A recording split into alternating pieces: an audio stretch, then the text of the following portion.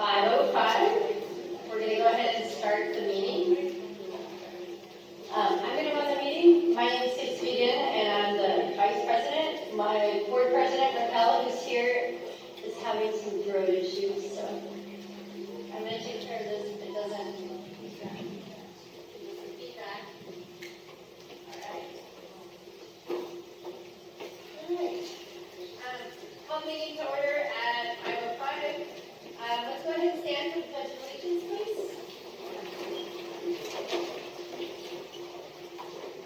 Right hand over your heart.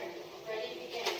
I pledge allegiance to the flag of the United States of America and to the republic for which it stands, one nation, under God, indivisible, with liberty and justice for all.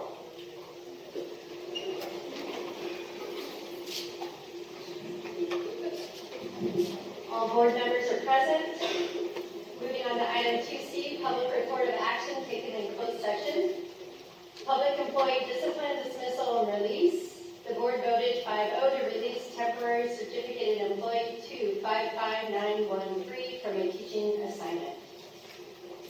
Moving on to my favorite part of the meeting, 2D, student representatives from our high schools. And I'm going to start with El Camino High School, the Wildcats, Araceli Chavez.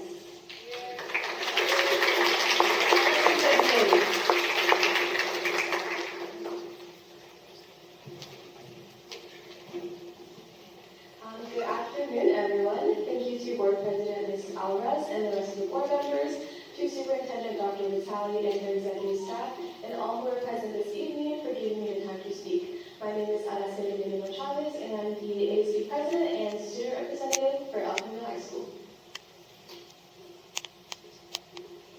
Up first, we have our National Merit Scholars Program. Join us in congratulating EC scholars Joseph Farwell and Wesley Shupak.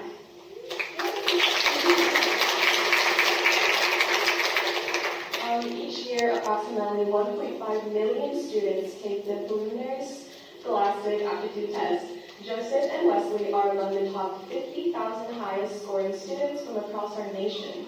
They both received a letter of commendation for their outstanding performance on the PSAT.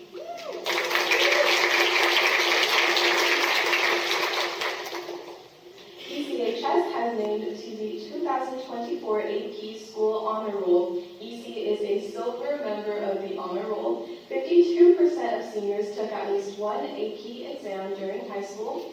38% of seniors scored a 3 or higher on at least one exam, and 11% of seniors took 5 or more AP exams.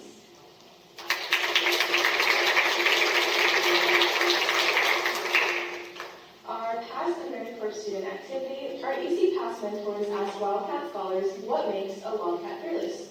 Responses were posted on our student store Cat's Corner. We'd like to thank our past mentors for giving students the opportunity to reflect on and recognize the strengths and resources they have that make them fearless. For our classroom highlights, we have Miss Holland, an educational specialist pictured here, who is working with a Wildcat scholar on an English project about the Neptune Festival Boardwalk Weekend. Our College and Career Fair, ECHS, hosted the College and Career Fair on Tuesday, October 1st, which was a tremendous success. We had about 90 colleges, military, and trade programs participate. We estimate that about 500 people came. For athletics, congratulations to our girls flag football, JV, and varsity football teams for their wins across crosstown rivals, the Pirates, to win the city championship.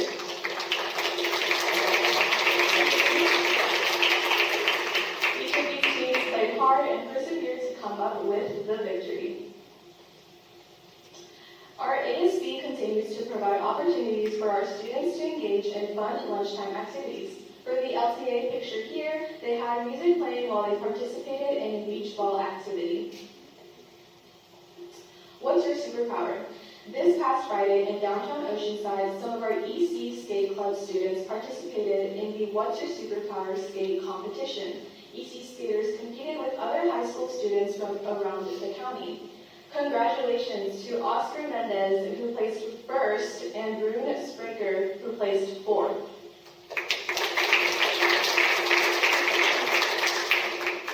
This concludes our presentation for tonight. Thank you for your attention and time. Have a great evening. Thank you, everybody.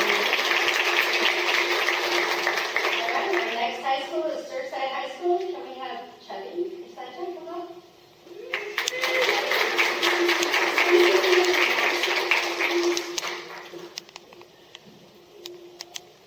Good evening, Board President Alvarez, members of the Board, and Superintendent Dr. Vitale. I'm Chevy Placencia from Surfside Educational Academy. I'm happy to be here tonight to present to you and also serve as Surfside's LCAP student representative.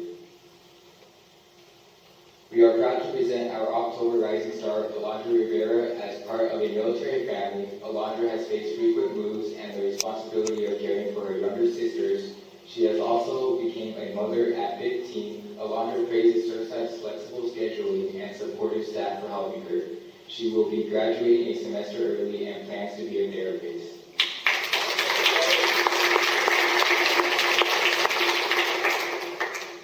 We would like to welcome a new group of wonderful support staff for our students, including Ms. Ferrer from Palomar Counseling, Ms. Mulatla, our social worker intern, and Ms. Feltley, our Army Corps past mentor. We also welcome back Surfside alum Ms. Valerie Espinoza, who graduated last year and has returned this year to serve as our Maricosta Student Ambassador.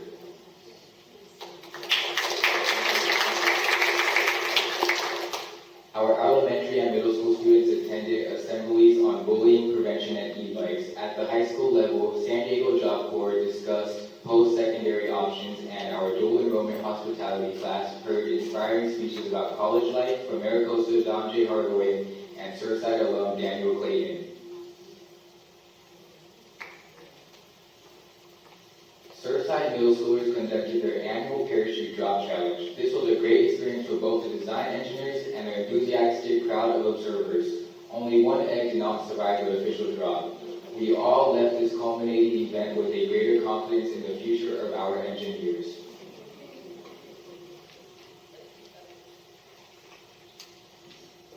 Direct Construction High School students have been engaged in their new advisory periods, participating in team activities like the Potato Chip Challenge and a Surfside themed toilet paper building contest.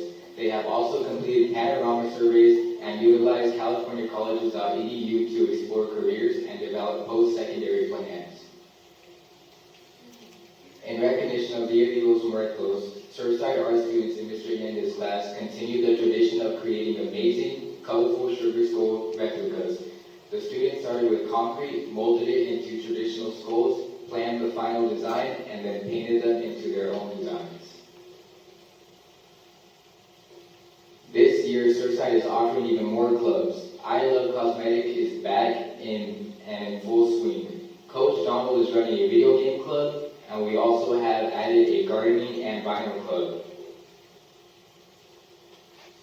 Surfside Sharks are a well-oiled machine. We have started off this soccer season with a bang, beating Twin Oaks 10-0, tying up with Alta Vista 4-4, and most recently crushing Trade Tech High 12-0. And I am proud to say that I am a part of the defense that made that score possible. Keep up the great work, Sharks. Thank you for listening, and have a wonderful evening. Last but not least, from Oceanside High School, Liliana Buzal.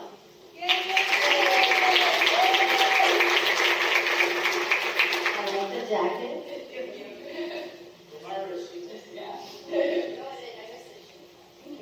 Good evening, President Alvarez and Superintendent Dr. Vitale, and others respected board members. My name is Leon Usel, I'm the ASU President, and I'm here representing Oceanside High School today.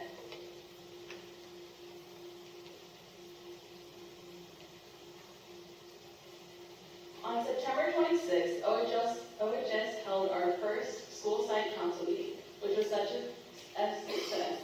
Currently, Oceanside High School is working on becoming a VA benefit high school for the Dependent Education Assistance High School Benefits Program.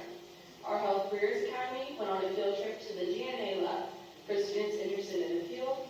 Gira went on a tour of Cal State Fullerton, and we had a waffle, taco, and beef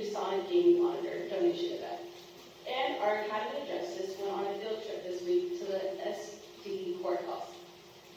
Our Oceanside crew has been busy as we've had 3 home games in 1 month, our homecoming rally, and a sold-out rivalry game, which hasn't happened in over 15 years. Our rivalry game against El Camino marked the game our first transfer students were eligible to play. Girls flag football has taken their first victory against San Pascual, and girls golf is dominating the course on a 7-game match winning streak with a record of 11-2.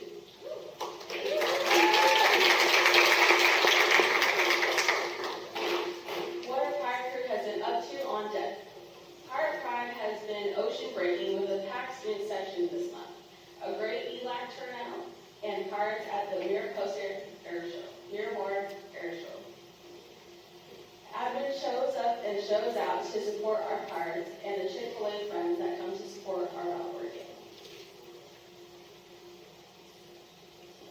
Pirate athletics conquering the seas, cheer raising our pirate spirit, flag football getting better each week, and football making marks and taking down names every week, and volleyball gearing up for their city match-off game against El Camino tomorrow. Next up is our Pirates of the Month. We have our seniors, Federico Crancoon and Liliana Giselle. There's two. Junior, Lene Branch, sophomore, Tyson Armstrong, and freshman, Isabella Ramirez.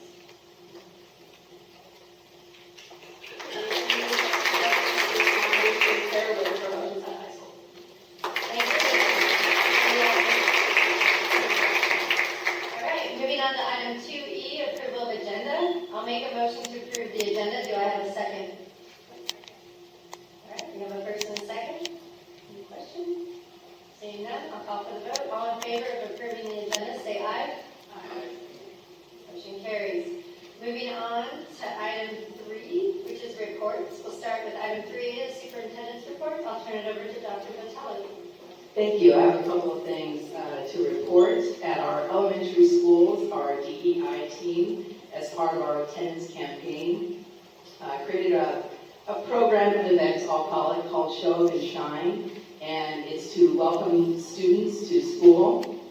And I had the opportunity to participate last Friday at Nichols, and it was the most beautiful event. Kids walked into school on a red carpet.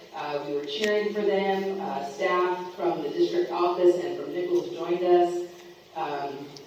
Parents were taking pictures, recording video, and kids were smiling from ear to ear. It was a beautiful way to welcome students, and I want to thank our DEI team for putting that together. And staff at the elementary schools, if you have an opportunity to participate in that, I highly recommend it. It's a beautiful way to start your day. One of our students mentioned this, but a big shout out to El Camino and Oceanside High School for earning silver status on the AP School Honor Roll. So what that means is that they earned silver status for the 2024 AP Honor Roll. It's an achievement that reflects the dedication of students and staff. At each school, 50% of students have taken an AP exam, 30% scored a 3 or higher, and 5% have gone above and beyond by taking 5 or more AP exams during their high school years. It's a unique class. It's a unique experience. We're also thrilled to announce that at both schools, they received the prestigious AP Access Award, celebrating their commitment to providing all students, including those from underrepresented populations, with the opportunity to succeed in AP courses. So way to go, Wildcats and Pirates. We're very proud of the work that you're doing.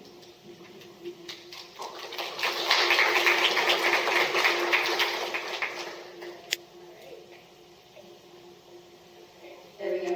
All right, moving on to 3B, board reports. I'm giving you that. Nancy, will you start? Yes, thank you. Good evening, everyone. October is Bullying Prevention Month, and I do want to thank all of our school staff and employees for the work that they do to establish a safe environment for our students and to prevent and address bullying. We really need to be committed to continue to build positive school climates where all of our students feel safe and protected from people who target students, for their religion, for their sexual orientation, for their race, or for their disabilities. Our students need to be protected, and so I really want to thank all of our school staff and families who are working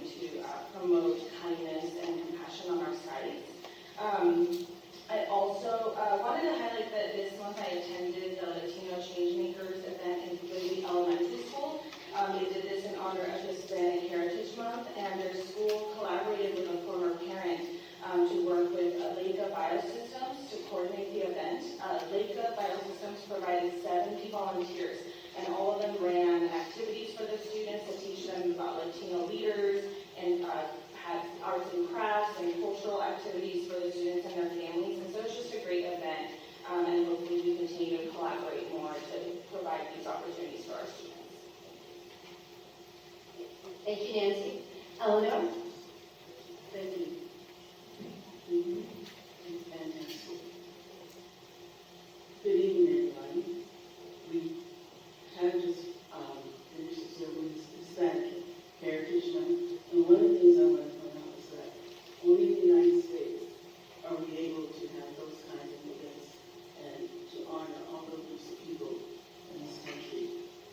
We have recently observed World Teachers Day, and for the district, teachers, CSEA, I'm very grateful that you've established a positive community of learning, as educators should take the risks and challenges of being dedicated to teach truth and creating inclusive classrooms where all students can feel safe and secure, physically, emotionally, and intellectually.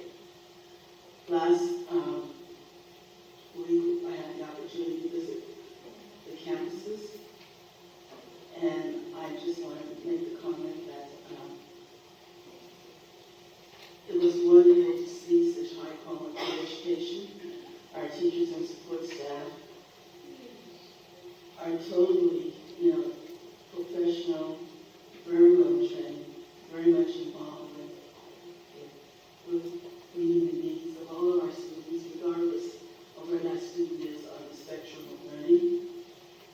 And although there have been backlashes for our teachers, our librarians, our counselors, our administrators, and support staff, all of you continue to resist and you continue to persist.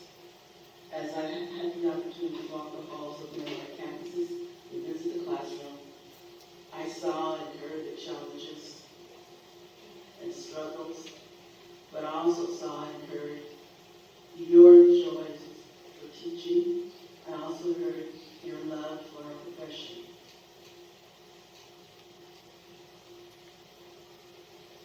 I just want to say that with our recent renovation of our school, I know I've been hearing some issues, but I would ask you that when I'm talking to people in the audience, that you be very patient and generous about what we're doing, because we're doing it to improve the learning and the teaching on our campuses. And I've been in several different districts where we have construction going on. And it's interesting, I've never had this kind of reaction that's less than supportive of what's happening.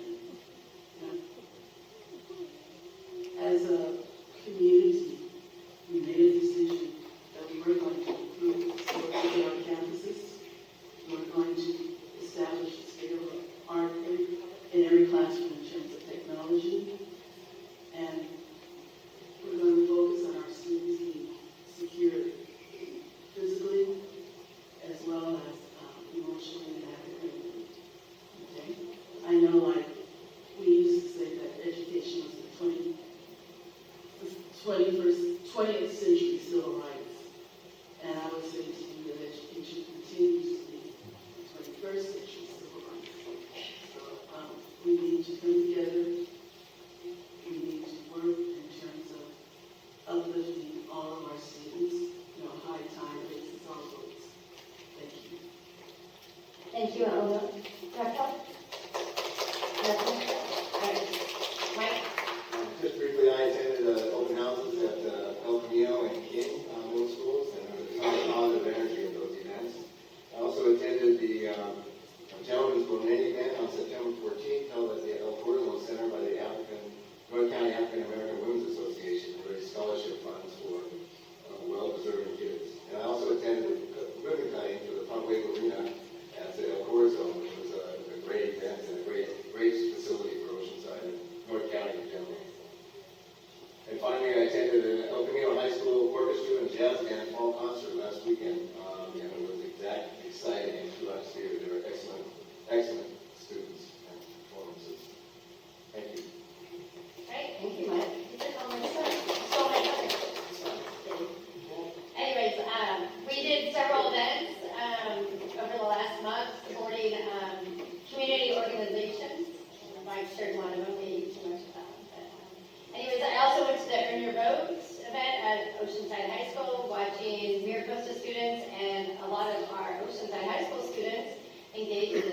entire process. We also supported another community organization called the Oceanside Theater Company, and they had a nice fundraiser, and they're doing some work with our students in Oceanside. So that's a great partnership moving forward. And I attended the El Camino High School Orchestra performance because my son was there. So anyways, I had to go, but it was great, and I'm always impressed by how much they can do in such a short period. So that concludes my report. We're moving on to item 3C. We're going to hear from our labor partners report, and up first is Chuck Joy from CSCA Oceanside Chapter number 370. Hello, Chuck.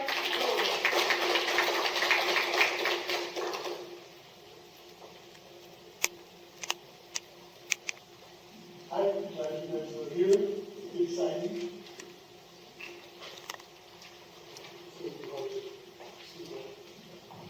Okay, so our union has decided to work harder to get better communication among ourselves.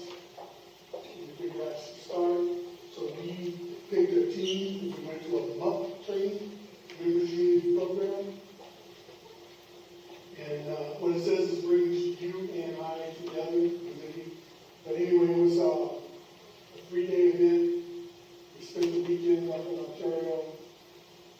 It was good. They taught us how to go out and interact. There were 17 chapters, only 2 from down here, the rest from up north. So it was kind of neat. We got to meet other people. We got to meet other presidents and secretaries and stuff. Got to share our deals. And it made us work together better, so we got to do that. It was fun. Next. Pictures of us up there. I'm not that fat. Next one. So as our committee, we took up there, and they cover all aspects of our union team, our union families. So it was an experience to be up there. We had 3 earthquakes, 2 fires. They told us at one time we might not be here for long. We were looking at it back in the heat. So it was kind of stressful to learn at the same time, but we proceeded to do what we were supposed to do. Next. So our E-board came together and developed an incisive plan for our classified staff. Next. Purpose of the month, membership development and communication. We have a big union. We have people not participating. So now we're going out and asking them why. So out of the 1,000, we did have 840 in the union. It's not a good number. If we're up to 928 now and moving up. Some people we can't get to join. The new goodies, they don't make that much money, they don't have that many hours. We don't want to put burden on people to join it. We want you to join our union to be part of something big. Next. We want all classified members to be included. There's a list of the ones that we have covered. Next. So we've been increasing our attendance on our monthly chapter meetings. We've reached our goal of increasing memberships during the fall membership events. So that was when we went out and went to 15 of our 24 schools and talked to people. Again, our numbers that we're trying to reach out to is not that bad at the moment. Next. So what we're trying to do is this month we're doing site rep training. So a site rep is the person that we communicate with. We send emails to them. They go out to the school, their friends, their buddies, and pass on whatever we pass. In the past has been 18 people telling 20 people what they think. We want to stop that. It's no longer something we want to do. Now we want to be able to tell people what is actually happening, send them emails to tell them what's actually happening, and if they have feedback, give it back. Then the second step is to include union steward at every campus. Right now, people ask questions to each other, and they come up with ideals, and somewhere down the line, they will actually get a hold of the union steward, and we tell them you can't do that. That's illegal. And we're tired of doing that. The site reps are the ones that get hammered the most. We don't want them to do it. We want a union steward to tell them what's wrong, what's right, what they can do, what they can't do. And we figured that would help everybody out, so the communication would be spot on, not iffy.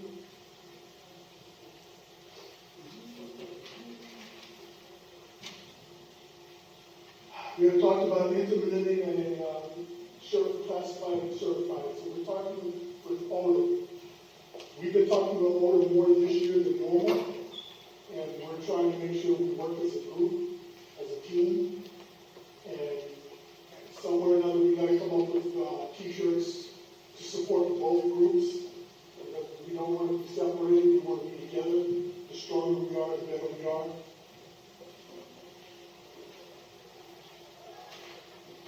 Next. So our site rep training is going to be held on the 23rd and 24th of October. We've got rooms at Oceanside High. So while we were up there, you can see the picture up this side. You can't see it very well, but we did a poster of Rosie the River. And we had to put what we thought we needed to work on. Of course, you had 17 different chapters up there. Everybody had their own ideas of what they needed to work on. But it's easier when you put it down in writing and you actually see what you think the problem is and then address it from there. It's easier just to say we don't have any problems, but that's not right. We have problems, so we just need to address it. Next. We will be working alongside our site reps, union stewards, with our newly added communication coordinator, Lori Albatrock. She's at San Margarita. So she stepped up to the plate. She's brand new. She's curious. She don't know what she got herself into. But we will tell her about it.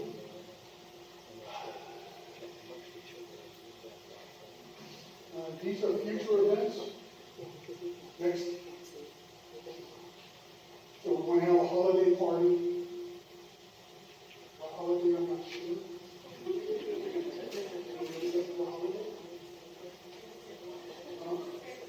Oh, how would I not know that? It's the Christmas holiday. So we put together a pretty good party. We get people to donate to our union and we have fun. So we've done 2 so far. They've both been big successes. That's our biggest draw. We want to put together a bowling event. Everybody can bowl. All you have to do is throw a ball down the lane. So we're trying to get to the thrill and again, camaraderie, bring them together. Get people out that don't mingle. Next is pancake breakfast for the Dorothy George Fund. So, what was she again? So this is a statewide fund. Normally we don't participate in it because we're a society, we don't have to. Now we're going to participate because we're better than that. So this is for our staff statewide when they have problems, fires, earthquakes. This is where the money is coming out of to help them rebuild, help them feed them, whatever it comes to. So we'll be a bigger part of that. And then classified employees week starts the 19th to the 24th of May. Why are we telling you that? I don't know. It's a little bit early. It's a little bit early. Transportation alongside Human Resources had a successful job fair. Leanne had 32 new bus driving trainees, and I think we hired 8 brand new bus drivers that we don't have to train.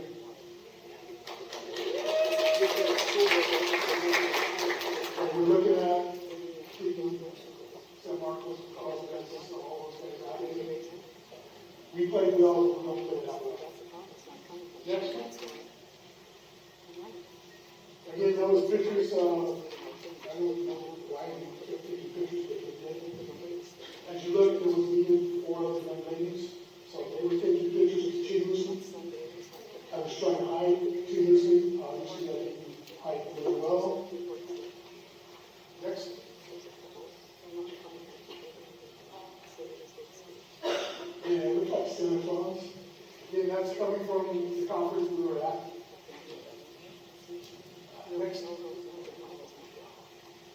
a district-wide goal to promote more transparency and trust between administration and classified employees by creating a district-wide RDO committee and using our MUP plan. We are hoping to create trust and respect between all the district employees, classified and certified. That is a 2-year goal.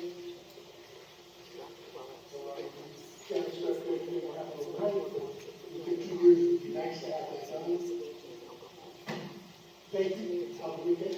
Thank you, Chad. Item 3D, we're going to hear from our other labor partner, Jennifer Stella, standing in for Tiffany Ortega for Oceanside Teachers Association.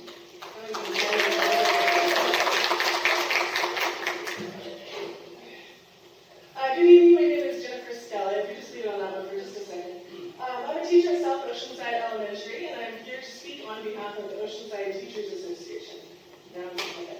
I stand here tonight not just as a representative of the teachers union, but as someone who cares deeply about the safety and well-being of every student in our schools. We all share a common goal, ensuring that the children of our Oceanside Unified School District are given the opportunity to learn and grow in an environment where they feel safe, respected, and valued. I know the concerns that will be raised here tonight about bullying are deeply personal and painful, and it's an issue that cannot be ignored. No student should ever feel unsafe at school, and no parent should worry about sending their child into an environment where they may be harmed physically, emotionally, or mentally. We are fortunate to have board members who share these same values by championing inclusion programs and anti-bullying policies that prioritize the safety of our students. Our current OUSD board leadership has been crucial in creating policies that not only protect students, but foster a culture of respect and empathy across our schools. We have elementary counselors at every site. We have school social workers, all because our school board believes in the importance of social emotional learning and prioritizing the mental health of our students. School board members like Eleanor Evans and Mike Blessing, who have served our board for many years, have approved these vital expenditures. As the November school board election approaches, the choices for school board could not be more clear. Eleanor Evans and Mike Blessing have proven to be at the forefront of our changing needs by steering the district toward data-based solutions that will address the rising demand for student support in our schools. On the other hand, we have opposing candidates like Emily Richmond and Rosie Guerra, who have made it clear that they do not share in this vision. They stood at this very podium and made outrageous statements about eliminating social-emotional learning, eradicating inclusive practices, and disregarding the very real safety challenges we face in schools today. Emily Richmond and Rosie Guerra would rather tear down the progress we've made to go back to some imagined better time than address the core issues that our students and staff confront every day. Their plans for this district would not only ignore these recent incidences of bullying, remove the ability of OUSD to refer affected students and families to free professional mental health resources available on site, but also hamstring the school's efforts to heal from them, and more importantly, our ability to prevent them. Let me be very clear. Emily Richmond and Rosie Guerra idea of leadership is not only reckless, it's dangerous for our students. Wow. Eleanor Evans and Mike Blessing are part of the OUSD board that have consistently pushed students' safety first, and mental health and well-being at the forefront of their leadership. And that is why the Oceanside Teachers Association wholeheartedly supports them in their re-election. Our community deserves leaders who are forward-thinking, compassionate, and committed to protecting every student. Leaders who won't ignore the rising behavioral issues we're seeing across school sites, but face them head on. We need Eleanor Evans and Mike Blessing to continue their work and guide our district towards a brighter, safer future. But I also want to acknowledge there's room for meaningful growth. Though policies have been put in place, programs implemented, and resources allocated, we all know there's work to be done. Work to enforce these policies with consistency. We need to educate teachers, staff, and students about the role they play in creating a culture of kindness and respect. We need support from our community, from our colleagues, from our administration that will guarantee these policies are robust, proactive, and firmly cemented in the culture of our district. Let's commit to listening to our students. Same thing. Safe schools where every student can focus on learning and growing without fear. Thank you for your time and for your commitment to our children's future. Together as a school community, we can create the safe, nurturing environment that every student deserves. Thank you. All right. Moving on to item 4, public comment. No, this was a report, so I'm not sure. Excuse me. Would you like to leave the meeting? All right, we just finished item 3, which was reports. We are on item 4, public comment on agendized items. We have 3 public comments right now. During this portion of the meeting, each speaker will be allowed 3 minutes to address the board on agenda items. These items are on the consent agenda. However, total time for public input may be limited to 20 minutes. I don't see that happening tonight. Anyways, I just want to remind you, our sound system works. Thank you, Donald. So there's no need to yell into the mic. Sometimes it distorts your voice. And feel free to take the mic off and hold it to your mouth if it's easier for you. I've watched people try to maneuver that mic. So, all right, we're going to go ahead and get started with public comment. And Gibbons, would you please call?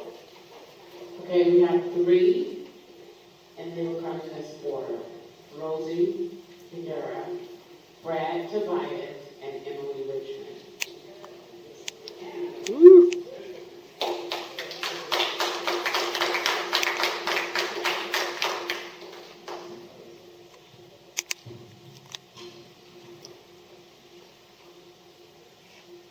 You all know who I am. You all spent $73,000 to try to defeat me. Getting worried, huh? You got Tiffany Ortega, the school board, the union president, also speaking of. What is the agenda item you're speaking to? Because I know you're probably on public comment. I would like to focus on Blue talk. Okay, public talk. Yeah, can you please stop turning off my mic and give me my minute? It's back. Which, can I ask? We'll stop your time. Hold on. Can you tell me which item on public talk? You have several items there. Yes, I do. She circled R. Yes. I'd like my 3 minutes back, please. Thank you very much. Can you give me my time back? Okay, thank You don't you. need to yell into the mic. We can hear you. All right, perfect. I can yell if I want to. I have my constitutional right to do that if I need to. So I would like to know what is going on with public talk. What is the timeline on that school? When will it be finished? When will it be safe for children to go to school there? I understand the shade structures are not sufficient for the kids. What is going on with public talk? Do you guys have a timeline for that? Can you answer the parents? The parents are completely stressed out. The children are stressed out. It would be great if you can update them on the progress and what the timeline is on the completion of the school. This is public comment, so you have 3 minutes. Continue speaking if you'd like. Okay, great.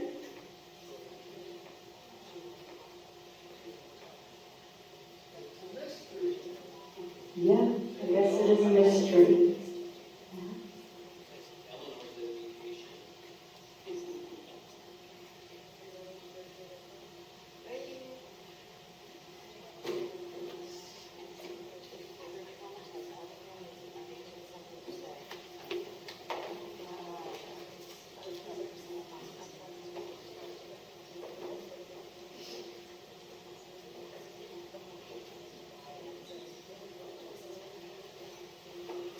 I love the mailer you sent as well with our taxpayer Does dollars. that have to do with public talk? Yes, it does. Actually, it does. has to do with all of us. It's a waste of our hard-earned money. So I guess you're not going to answer. No guesstimates either on Pablo Talk? Are there any improvements that have happened? No? Okay. I believe there was some information sent out to all the parents, correct?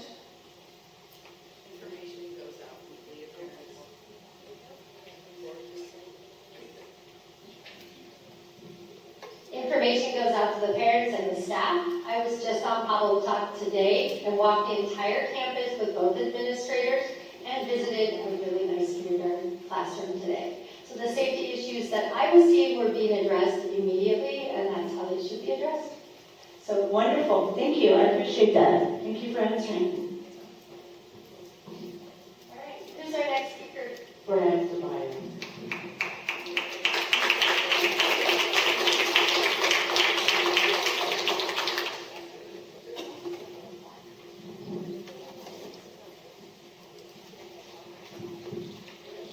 This is good? This is good volume? Awesome. So, so good evening, board. So, if approved, these general consent items, you will be spending north of $9 million of our taxpayer money, regardless of the funding source. All, everything that you guys do is from taxpayers. That's a lot of money.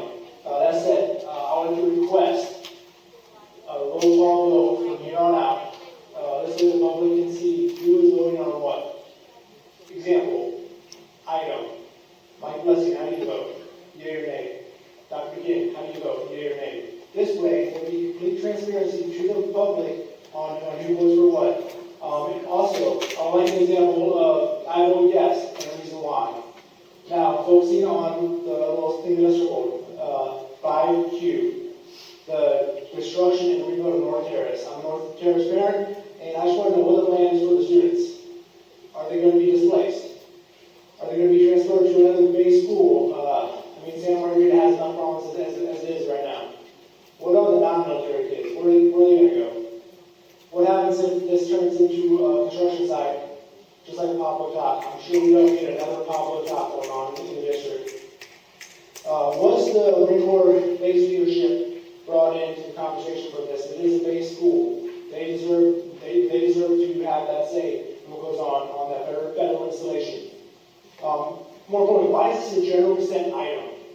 You're looking to spend $4.2 million on a decision like that. I think this should be a standalone item. It should be an item that has its own special meeting. Not even requesting that. Please, you can. This is your area. Did you have that voice? Did you say that? Are you guys have a meeting about it?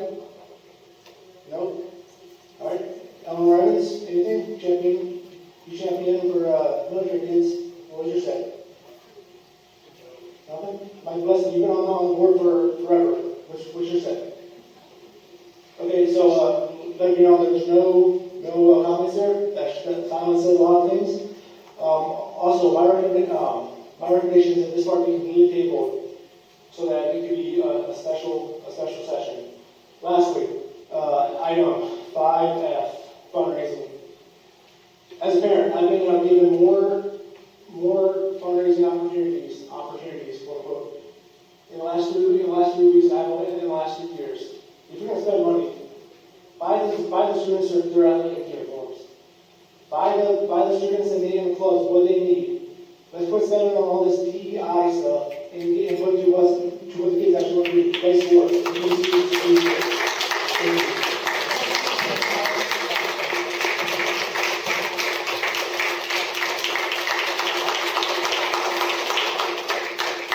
So during public comment, we listen to what you were saying. You have 3 minutes. We take in that information, the superintendent hears it, and then we act upon it. So we may not respond to you in real time, but that's what happens. And sometimes we ask questions after. But badgering us from the audience is not respectful behavior at all. And you know who I'm looking at right now, the guy with the cool shirt. So, Emily, are you ready? Yes, I'm ready. All right, let's give her 3 minutes. Okay, the general consent office on 5P. The new district office is now referred to as the OUSD Operations Center.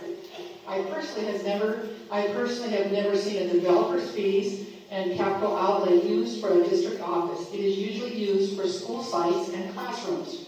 Legal, yes, but these money's never been spent in this school district on a district office, when it was supposed to be part of Measure W, and now it's not. Will you have enough money for North Terrace, especially since you're going to level it? Or what will the decisions be made by the military? Or what happens to the civilian side who will attend that school? Will they have a vote? Items R, S, T, U, and V. Construction concerning Aqua Talk. I'm hoping the new job description for your principal of being the bond construction manager can explain the agenda items to her parents. Also explain the inability to fundraise on the campus and how the cost will be passed on to the Title I families. A question was asked by a parent. Can the board donate a lot more than words for what they are putting the families through? 5JJ. I've never seen 15 facilities complaints filed in one quarter, no less. When I was on the board, we modernized 13 schools, built 2 elementary schools, 1 middle school, plus a science building. We never, ever opened an elementary school to students when any kind of construction was done. Never. School safety was the first and foremost when I was on the school board. 7A. 49 teachers who are teaching in areas that are not credentialed. You did not send them to add a training in the summer. You did not send them to any kind of training. I hope they are being supported throughout the year. If not, why not? Your priority needs to be students in the classroom and continued support for teachers in these new AG courses. Thank you. Would you like to address the district office regarding this information? Andy, let's clarify some of the false statements that were just made. First and foremost, the district office is still called the Administration Center. The Operations Center is the other side of the street, where we have maintenance, transportation, food service. We are rebuilding both sides of the school district office, and all funds are already secured to do that. Andy, why don't you talk about North Terrace? Yes, we work with the Department of Defense. Yes, it's fully funded. You want to talk a little bit about that? Sure. We work with the Department of Defense. They're funding the project by 80%, and we're funding it by 20%. But we recently got a grant for more than $6 million. It's a hardship grant that's helping to open up more funds in our Measure W. So that happened, but the process in order to even go through the DoD process to rebuild the site is we had an RFP go out earlier this year where we expanded our pool of architects that we can use. And then from there, those architects in the pool could then put forth an application to rebuild the school. From there, then we had extensive interviews where we went through all of their proposals, their plans, all of their budgets to make sure that they were qualified, because not just anyone can build on Camp Hamilton. We have to make sure that they're qualified in anti-terrorism, working with the Department of Defense. And then from there, the committee that interviews them has a discussion, and then we contact them and we work through the details of the contract for that, which is awarded. So it's really a lengthy process for us to get an architect on board for any of our projects, and especially a DoD project. And part of that process is meetings with the community. We do, now that we have them on board. So it's a two-part process. It's a little different when you rebuild a DoD site, because you have to put forth an application just to let them know this is what we want to do, and then after you're approved and they say, okay, now you can do it, then you actually go a little bit backwards, and now you meet with your school and you refine your plan to make sure you have everything in there that you want with your staff and with your community. So we'll be having a series of meetings where we're continuing to talk with our staff and with our family members in our community, where they'll get to weigh in on it. In addition, we have already had meetings, but now that we have a new architect involved, we'll be revisiting that. Okay, and then since we have you talking, can you give us an update on Pablo Talk? Sure, we've had a lot of great progress happening in Pablo Talk. In fact, I know that some people have been concerned about safety, and that came up as a topic in this meeting. We have a designated inspector from the Department of State Architects that we refer to as DSA, who's been on site since the beginning of construction in January of 2021. We ensures the construction adheres to the DSA approved plans. We also have a designated employee who monitors the Palo Top campus throughout the day to ensure safety. And Dr. Aranda does continue to provide tours to families, community members who would like to see the site and the progress of the modernization project. Okay, thank you very much. All right, moving on to item 5, which is general consent items. I'll make a motion to approve. Do I have a second? So, excuse me.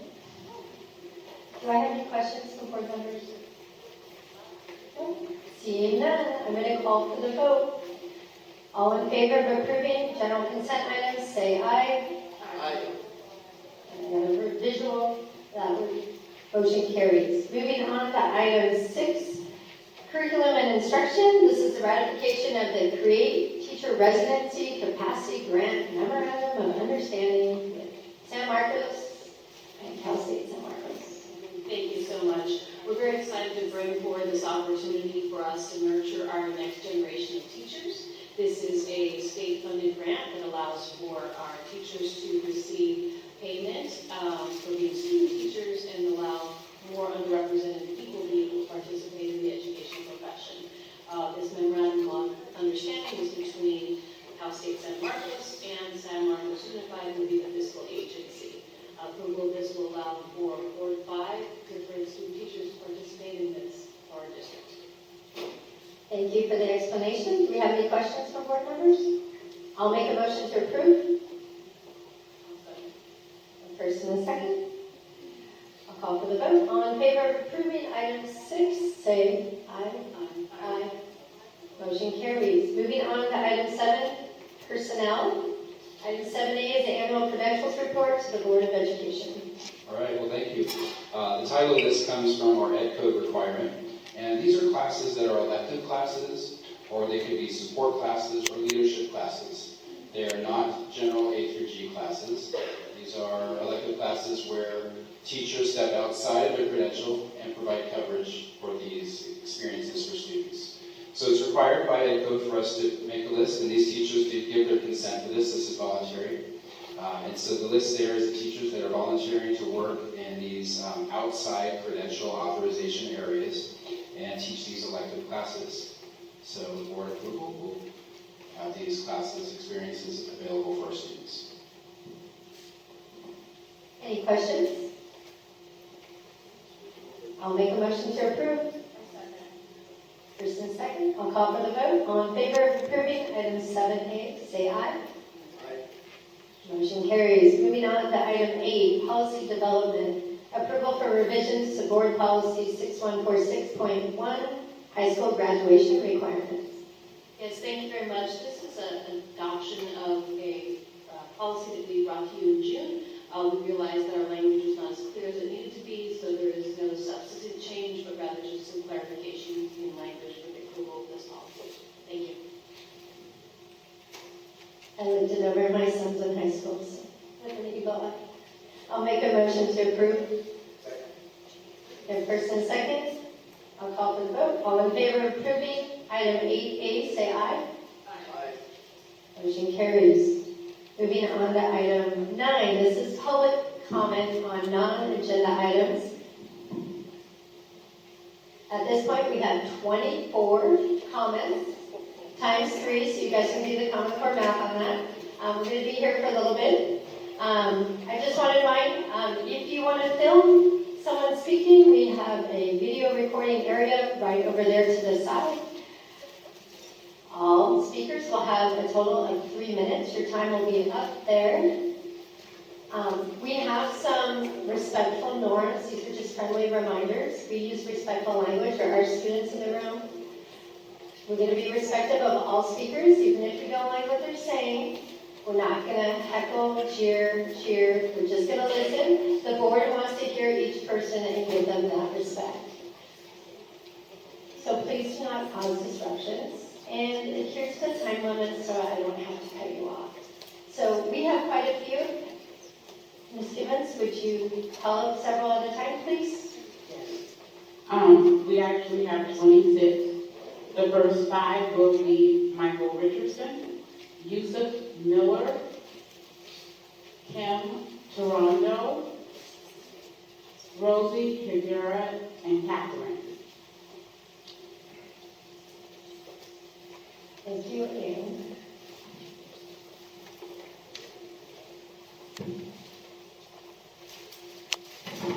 I do like your shirt.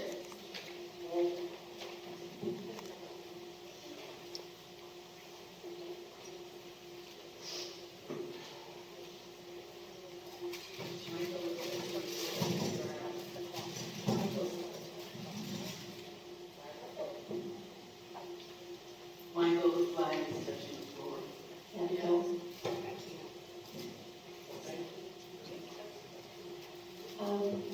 We're kind of using your 3 minutes. Okay, there you go. All right, now we can start the clock. Okay. Okay.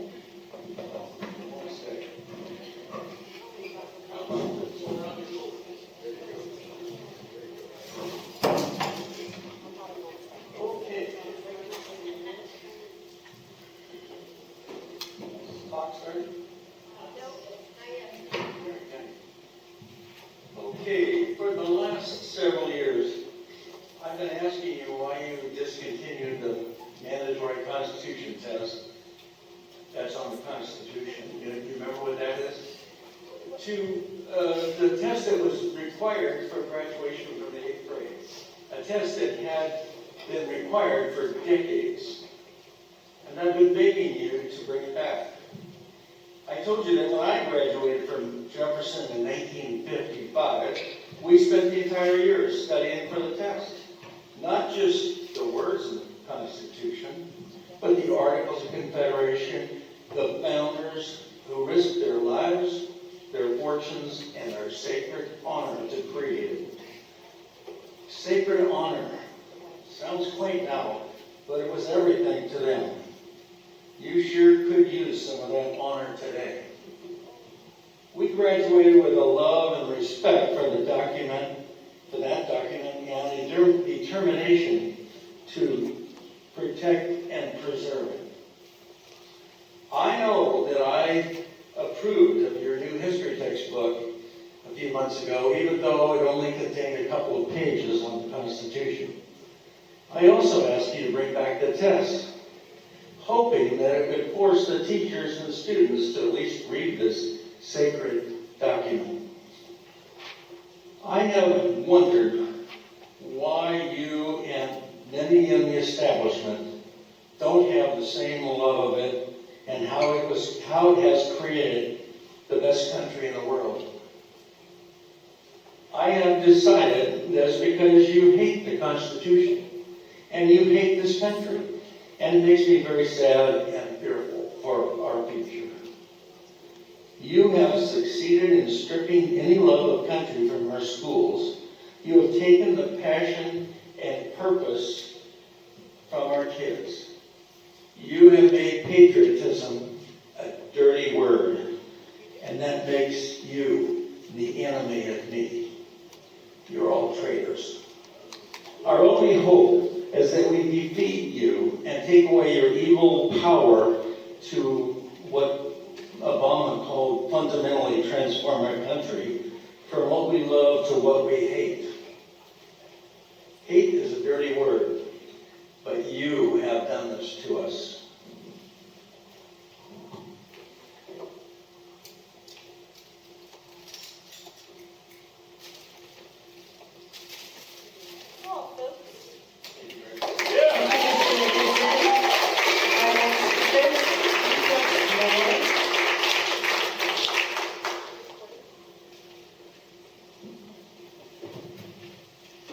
My name is Yusuf Miller, and I'm representing the North San Diego chapter of the NAACP and the North County Equity and Justice Coalition. And I want to support the parents and students who are impacted by bullying and the students with IEPs that are not met in the county. No matter who the board members are, that when it comes to harming students, we should all be interested, we should all be outraged if their safety is compromised, if their education is compromised, and if their parents are bullied for sticking up for those students. We should all be interested in that.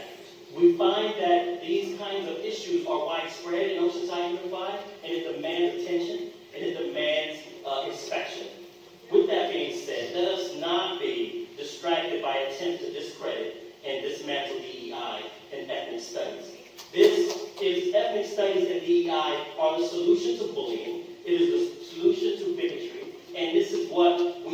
uphold, not let people who are political pundits come in and slip in their rallying points to discredit these things that we need in our county and we need in our nation. People who have IEPs, they are the people who need to be included. People who are bullying need to be included, and those who are bullied need to be included. So we need to pull everyone in a way that is inclusive so that everyone feels a part of Oceanside, and Oceanside feels a part of everyone else, and all students feel that their fellow students are also part of their society. So we want to address these issues. I implore everyone who is addressing the issues of safety, education, and the IEP students and their parents, trying to stand up for them. At the same time, do not be fooled by these people who are in here trying to disrupt DEI and ethnic studies in the name of supporting IEP students, in the name of supporting safety. I appreciate everything that you guys are doing, but at the same time, I'm watching you. I give nobody favors. I give nobody overlooks. I give no one any credit. What I see is what you do, and I'm going to hold you accountable for it. And I'll say it a third time, or maybe this is the fourth. Do not be fooled, and do not be dragged into this conservative, liberal debate when we're talking about our students. Please protect our students. Encourage our students. Make our students feel proud of who they are and where they belong. Educate our students. Yes, let's educate our students on the Constitution.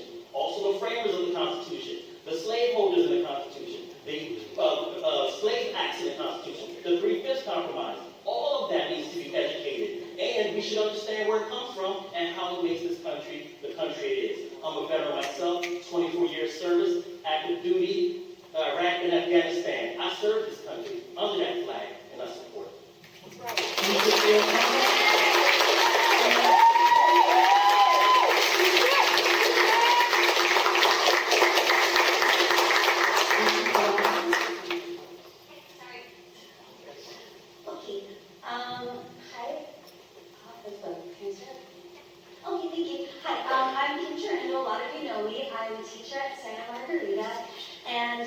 Recently, there's been some not so nice things being said about our schools, and it's kind of hurting my heart. So I wanted to come and say some of the amazing things that we are doing at my school that I've been at since 2016. We are on a military base, so the military is at the heart of our school, and it's something that we are always thinking about and always considering when we're talking with our students. We have partnered with the Marine Corps. I'm a science teacher, so I teach all the 6th through 8th grade kiddos. And we have Marine field days. We have them come and talk to our students in the classroom and tell us about all the amazing things that they have learned while working with our military. We have a preschool through 8th grade with 2 mod severe classrooms. So we have a very diverse group of students. And what's so magical about that is that I have 8th graders who get to work in kindergarten classrooms as peer mentors. I have little 7th graders who come running up to me telling me about the 1st grader who figured out how to read and write their name properly that day. So I want to highlight all those wonderful things we get to do. The other thing we get to do that I absolutely adore is our art projects, because we want to bring art and music back into our schools. So we partnered with 1st grade and kindergarten doing regular projects where they cut, like on Halloween we're doing this team art day where all the kids are going to come through and my middle schoolers get to do all these beautiful science-oriented and artistic works that the kids get to take home with them. A couple years ago, my kids decorated all the little train cars for the Polar Express parade. So all of our kids didn't have to rely on their parents who are really busy to get this done, and my kids got to spend a week covered in glitter and glue and tissue paper, and it was the most amazing thing ever. We have lunch on the lawn where parents show up with snacks and sometimes bring me some, which I totally love. They can keep bringing on the cheese.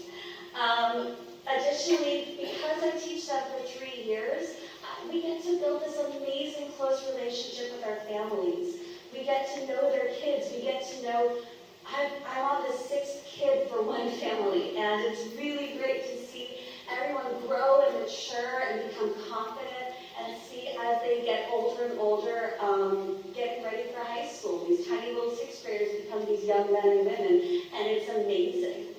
And on top of that, what's amazing is, the last thing is, I get the joy of being there for so long that my students stop by. When they get on the bus right outside, they stop by in the morning, in the afternoon, they email me from college, and we're always just a phone call away for every single one. Thank you for your comment.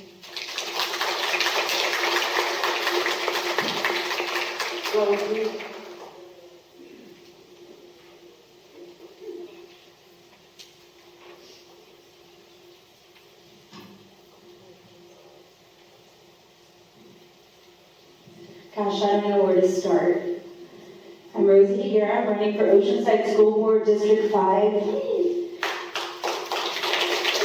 I wish that these 5 school board members represented the parents and the community members and the constituents, but after coming for 4 years to school board meetings, I see that the vote is always 5-0, and you are very, very much in the hands of the teachers' unions. And that is very sad. And it's very sad that you have to spend $73,000 to try to defeat me and get the teachers to go out and door knock on your behalf and spend our hard-earned tax dollars on a full-color mailer to send throughout Oceanside County to try to defeat me. Are you worried that I might protect the children? Are you worried that I might expose what's really going on behind the scenes? Yeah. What do you have to hide?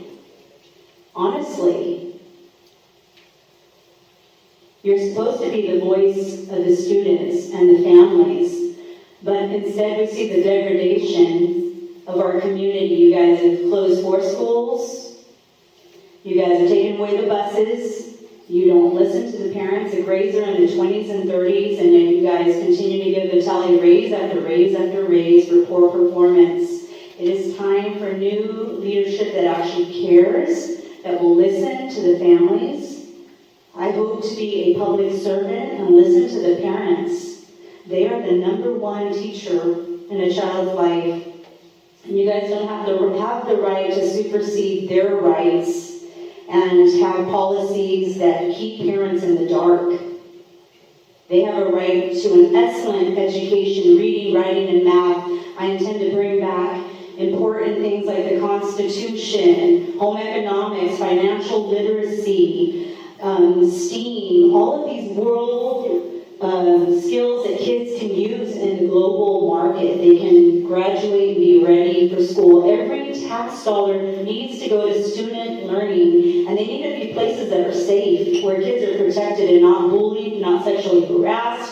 We need to move the meetings to 6 p.m. We need to bring KOCT back. We need to bring back accountability and power to the parents. So please, I welcome the public to call me. My number is 760-573-8727. I have an open door policy. I would love to take you out for coffee. Ask me anything that you want. I am very transparent. I have nothing to hide. I will represent all students, military, LGBTQ, the special needs community, all students deserve a voice. Thank you so much.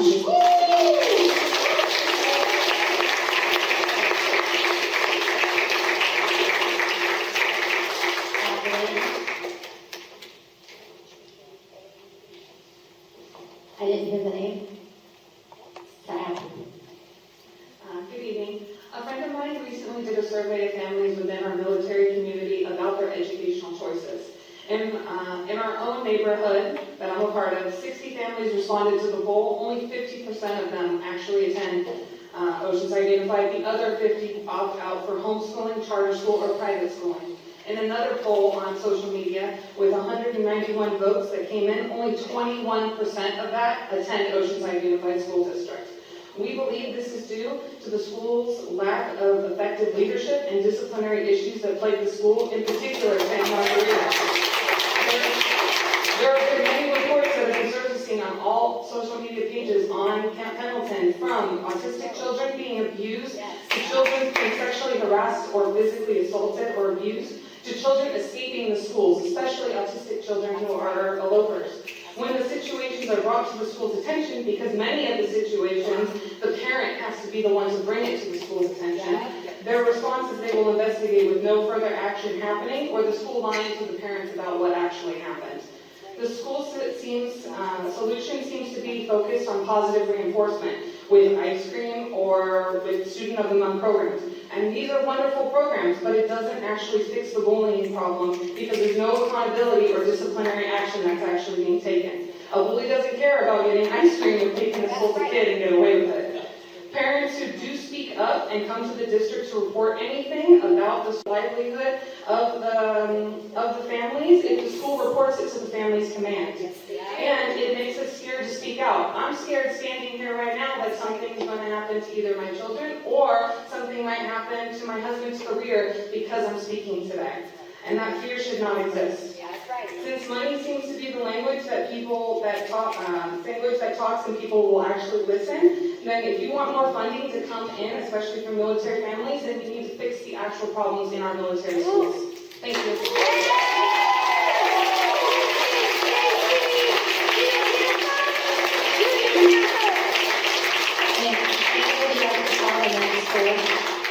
Our next 5 speakers will be Brad Tobias, Beth Barnum, Brianne Russell, Christina Dale, and M. Kelly.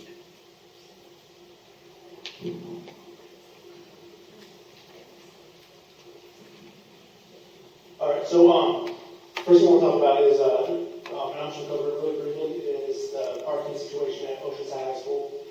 It's terrible. Like, as a parent that comes and watches the football game, go Pirates, you know, I was mad at Wildcats and beat us, but the parking there sucks. The parking, you know, there's like 275 parking spots, and the stadium holds 4,200. I mean, do the math, but it's not beneficial. So please, do something about parking. I'm tired of parking. I was swear I'm tired of my kids having parking. I'm so tired of people wanting to park a mile away just to go watch a football game. It's unsafe. Next thing, on this bullying stuff, I'm going to be a little vulnerable. I was bullied as a kid. I was fat. I mean, I'm not speaking right now. I'm not looking now. But yeah, my last name is Tobias. I was also a speech impediment. So they would call me, instead of Tobias, they would call me touching their tubby ass. And you know what? It's cool. I'm awesome now. My wife is beautiful. I got an awesome wife. I got awesome kids. I got an awesome life. I'm getting my child to do every day. And you know what? And confidence was an issue in the morning, or as an elementary school student.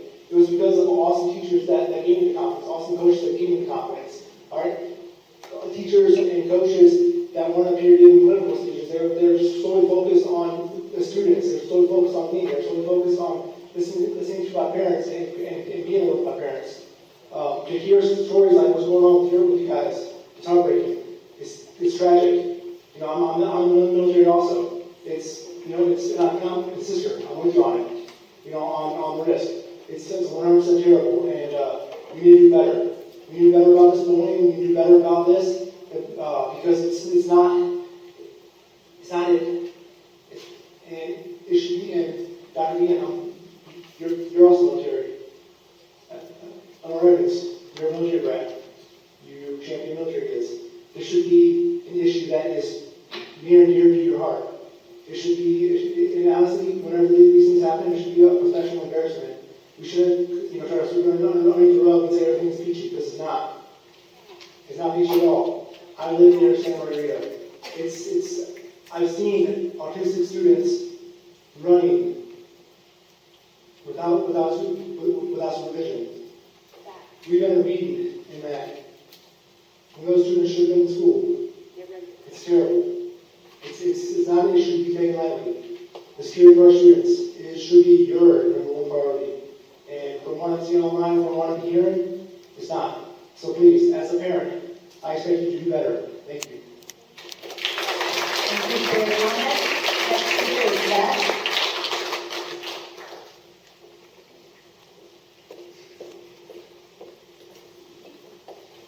Good evening. A few weeks ago, I saw Trustee Evans at a back-to-school night.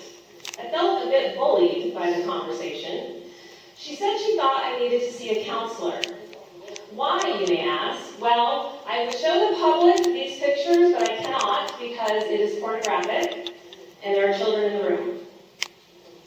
If you're an adult, you can come see me afterwards. I showed her the pictures that I have, and she said, you carry these pictures all around with you all the time. You must need to see a counselor. Yes, I carry these pictures because most neighbors and friends do not believe me when I say there's porn at the schools. With permission of some local parents, I showed these two pictures to high schoolers and college students. Both groups said that it would be inappropriate to have these available for anyone under the age of 18. Both of these books, Fun Home and Gender Queer, are in the library at El Camino, and for sure, Fun Home is in Ms. Carrie Tarjeda's class. I saw her that same day I saw Trustee Evans. She said this is not porn, it is nuanced. I disagree. Any pictures of oral sex is porn, even if it's a drawing. The definition of pornography is pictures, writing, or film designed to arouse sexual excitement. Librarian Dr. Gianna Wersebi defended these books in an episode of El Camino TV, and that if parents did not want to have their child be able to check these books out, then there is a form that can be filled out. She is correct. There is a form, but that form does not help when my child is in the library looking around and sitting and reading without checking out the book. And these books were prominently on display last year.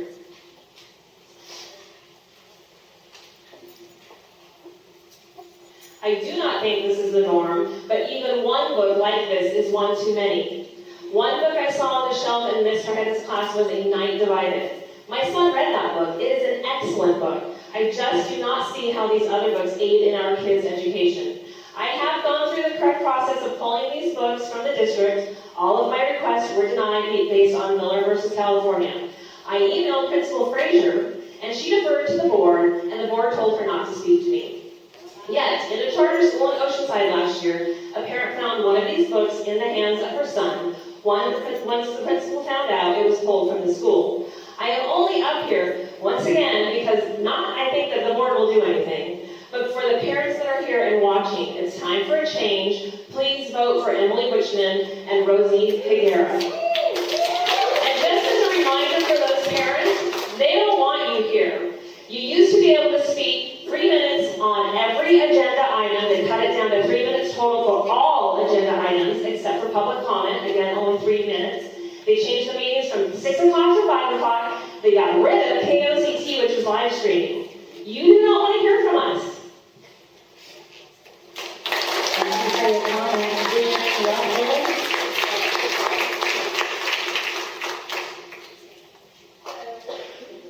Hi, thank you for having me. I'm just an average parent of a couple of kids in Oceanside High School, and I'm here on behalf of my daughter specifically.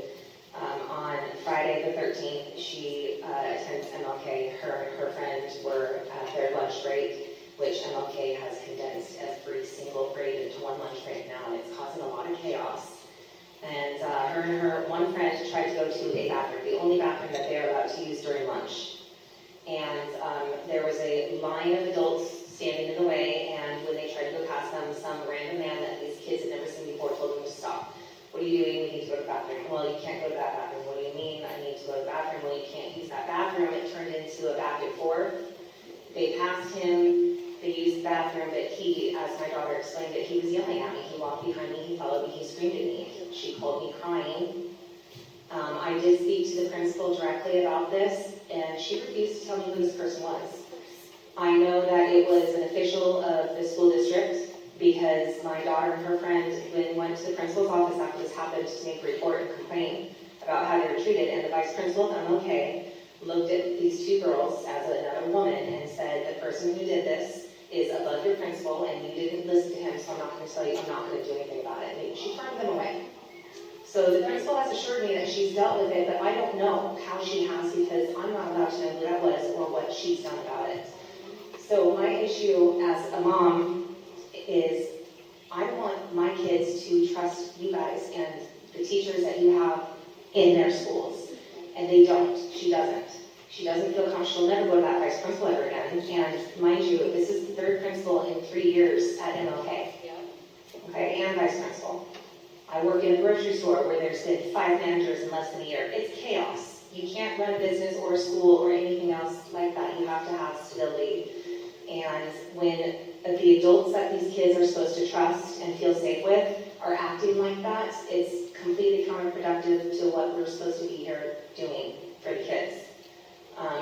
Like I said, my situation is very personal. I'm not here to make enemies out of the board, but I want you guys to understand that your teachers and your principals and whoever you guys have on campus helping out during the day, they need to have a better temperament with their kids, and they need to act in a way that the kids trust them and that I trust you guys. I've got a 5th grader going into MLK and I don't feel good about it next year. I don't feel good about it. He's not zoned for me to have a lot of options to move around. So I'd like to feel better about MLK. Thank you. Thank you for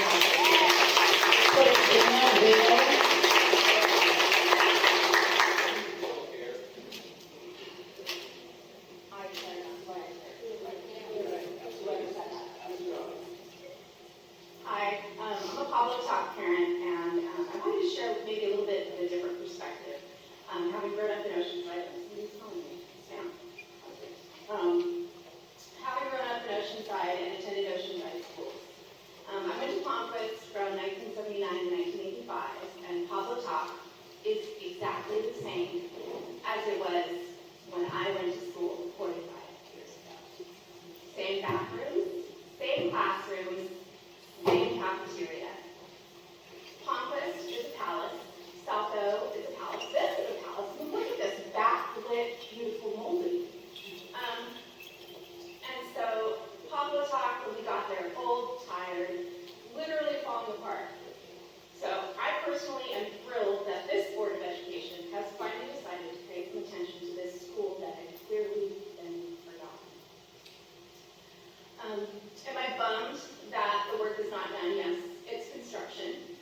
In my adult life, I have built or remodeled 5 homes. Nothing goes as planned, especially when you wait 62 years to remodel. Pablo Talk was built in 1960. This school is 64 years old. That is frankly what I am pissed off about. Given that level, this school, given that level of neglect, and I'm not quite sure what folks were expecting with this bond.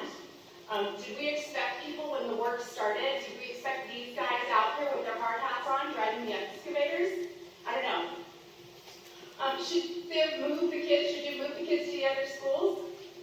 I don't know. Maybe not knowing exactly when construction would be done. My daughter's in a beautiful classroom. I guarantee, had you moved the kids, there would be just as many people pissed off about that as there are about the current condition of the campus. For me, driving my child to Kusat would add 20 minutes to our daily commute each way, and I am blessed that I don't have issues with transportation. What about all of the Pablo Talk parents who don't have reliable transportation? Checking my time.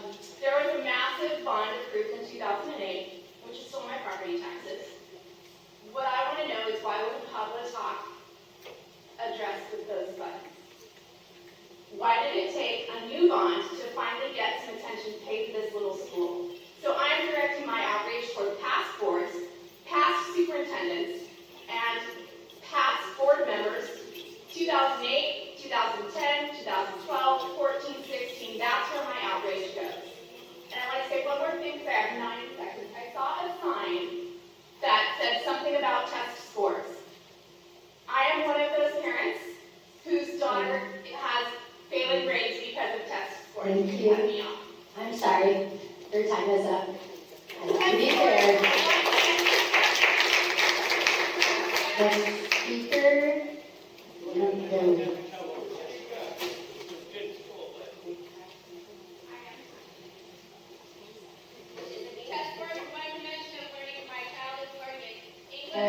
yes, it's Shannon Kelly. It's your turn. I will be reading something that a Lincoln Middle School queer student wrote. For over 2 years, my friends, my community, and I have experienced mistreatment. This mistreatment has ranged from verbal harassment, bullying, to physical violence. even with multiple witness reports filed by multiple individuals. All of these accounts have been swept under the rug by the administration. No matter how many times I have reached for help, nothing happened. My attempts to get help felt meaningless, and the treatment I underwent felt degrading. Some of the mistreatment included a box of the school's milk being poured into my backpack the 4th week of 7th grade, ruining all of my previous schoolwork, notebooks, and almost breaking the school-issued computer. A friend's glasses were almost broken and were stolen by the persecutor, leaving him with a cut across his forehead that lasted for days before finally healing. Safe spaces that are advertised as safe and inclusive spaces were not a welcoming environment. During lunchtime break, we, my friends and I, would be yelled at by these bullies who treated us like we were less than them, yelling hateful and derogatory remarks that made us feel unwelcome in our own school. More than once I had experienced negative and self-inflicting behaviors, trigger warning. Because of this, my mental health was tanked significantly, and it was hard to just get out of the car without having a panic attack because in my head, I wasn't wanted at my school or anywhere. I'm sure you've heard people throwing around words, I'm gonna kill myself or go kill yourself, but most of the time, these hurtful words are said as jokes, and the severity of them has decreased. But when you're told to kill yourself every day and you hear it and it floats around in your head, it's not easy to forget, and you won't, ever. Not when you truly feel like doing what they've said. Administration keeps this hidden. No repercussions came to those who physically assaulted and verbally assaulted my community or I. The Oceanside Unified School District needs to change, and it needs to change now. My own personal experience and situation is one of very many that will almost never see the light of day because of the way the administration treats us like filth that's going to ruin their reputation. If any of this got out, I'm afraid to be who I am. And that's the last thing the student wrote. This is a Lincoln middle schooler that has dealt with bullying for 3 years, and nothing's been done by this board. Thank you for your comment. Next 5 speakers, Susan Custer, Heidi Gardner, Heather Guerrero, Patrick Higuera, and Samantha Viscount. Susan Custer.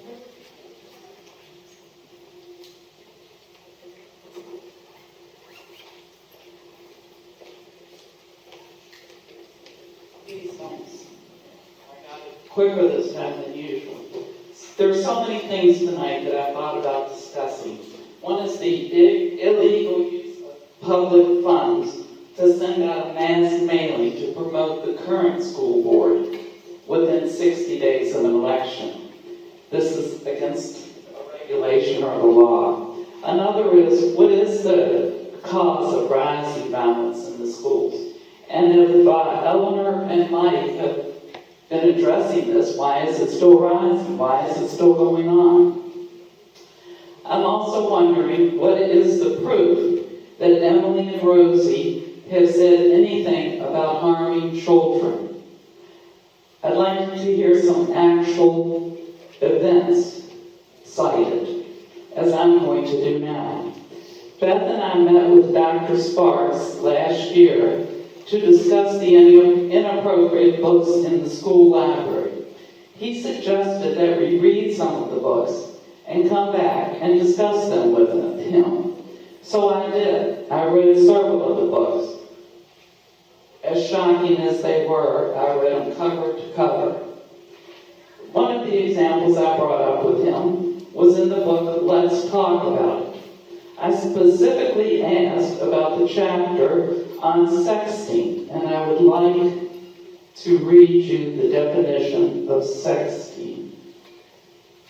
Sexting is the act of sending sexually explicit text message and or photographs between phones. So it's sexually explicit messages. So I asked how this is appropriate to be in the school libraries. His answer, and this is a direct quote, was, "We know they're going to do it, so we might as well teach them the right way." Is this what parents really want their kids being exposed to in the schools? I know for a fact from my own childhood that most high schoolers will at least have an opportunity to drink one beer. Do you teach them how the right way to do it in the schools? I hope not. So these are the kind of things that Emily and Rosie would like to put a stop to. I would just like for the parents to be aware. And if there are any parents that really want their children learning this at school, I don't know, speak up, let us know. Voice your opinions. We haven't heard anyone say that's what they would like the kids to be learning. And in this same book, Let's Talk About It, the next chapter, which we did not have an opportunity to discuss in this meeting, but it was about Thank you for your comments. how Thank you, kids should Susan. pick their favorite porn site. Thank you, Susan.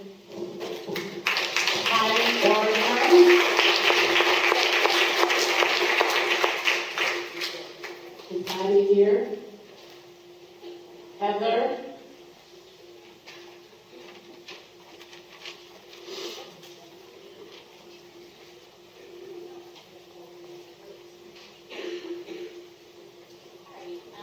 Good evening.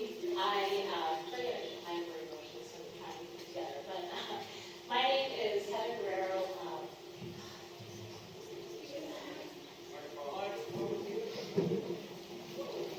Sorry.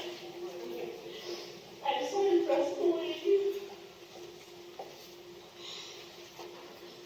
Heather, do you want a second, and then I can call you up after? It's okay. 22 days ago, my daughter was a happy kid.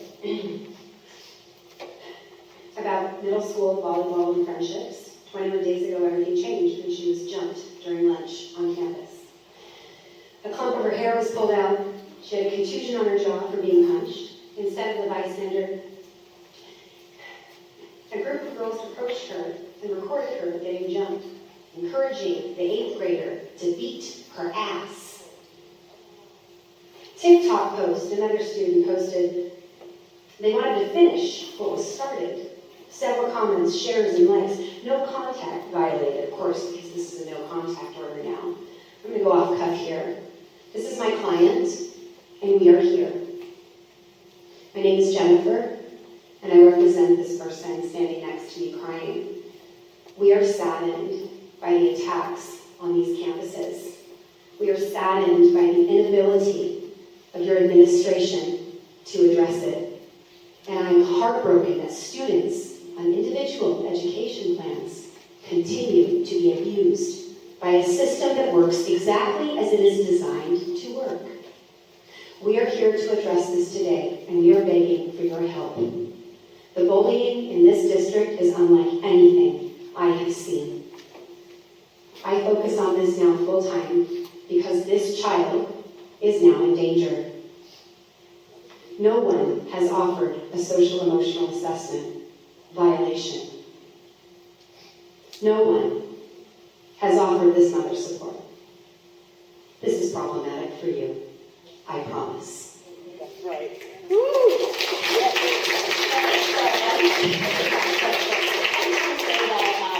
I have 24 years working in the Marine Corps in the violence prevention field, so this is absolutely rocked my world. It's a younger kid. My husband and I are like, what do we do? I'm seeking support from my friends. What would you tell us? So I've taken matters on my own, and I've obtained restraining orders out in town. I'm going to protect my kid. She wants to stay at the school. She has friendships there. I want to pull her so bad. Can you tell me what school this is? MLK. Okay, I just listened.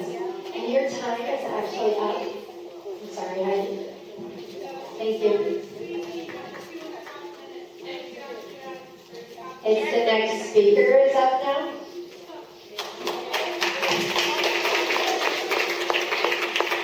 Well, trustees, you guys suck. Niche.com of students are proficient in reading. 41%, that means 59 are not. 29% of students are proficient in math. That means 71% is not. English language arts, 29.5 points below standard. 23 and 24 declined 3.1 more points. Math, we are 60.1 points below the state standard. You guys really stink. Graduation rate, 87.5%, has declined 1.6%, 23-24. Those are the years, by the way. The tally, you failed as a superintendent badly. Closing 4 schools, probably for your $4 million office, that you put employees over kids, that you can consistently do that. Along with putting your lead nails on your TikTok, and you have your secretary here singing, you have a friend in me. Why don't you, instead of doing TikToks, why don't you learn how to teach these kids? Do your job. Violence in school is up over 300% from 2018 since she's taken over. Graduation continues to plummet, like I just said. Sending elementary kids to a construction zone, that's top of your list. Did you vet the construction workers and make sure none of them are sexual predators? Yes, they did. Maybe that's the only thing you've done right. My blessing, you've done nothing for kids, voting 5-0 to the detriment of parents and kids. In fact, one evening you even pulled us aside and you said, "Stop bashing me over the head. It's always going to be 5-0. Remember that conversation? Then you said the F word at us, and that means you, Eleanor Evans, will always vote 5-0 also. I asked you 3 years ago, Blessing, man up and protect the kids. You refused to protect the kids. You refused to listen to the parents. You protect the 2%, you leave the 98 behind. That's what you don't owe. 100% of the kids deserve to be treated the same, don't they? But you don't agree. 12 to 16 years of your tenure is over. You need to go. You absolutely need to go. And you ditched more debates. You didn't want to debate my wife. Why? What are you hiding? Or maybe you're just a big coward like we all know that you are. Yeah, you just agree. Thanks.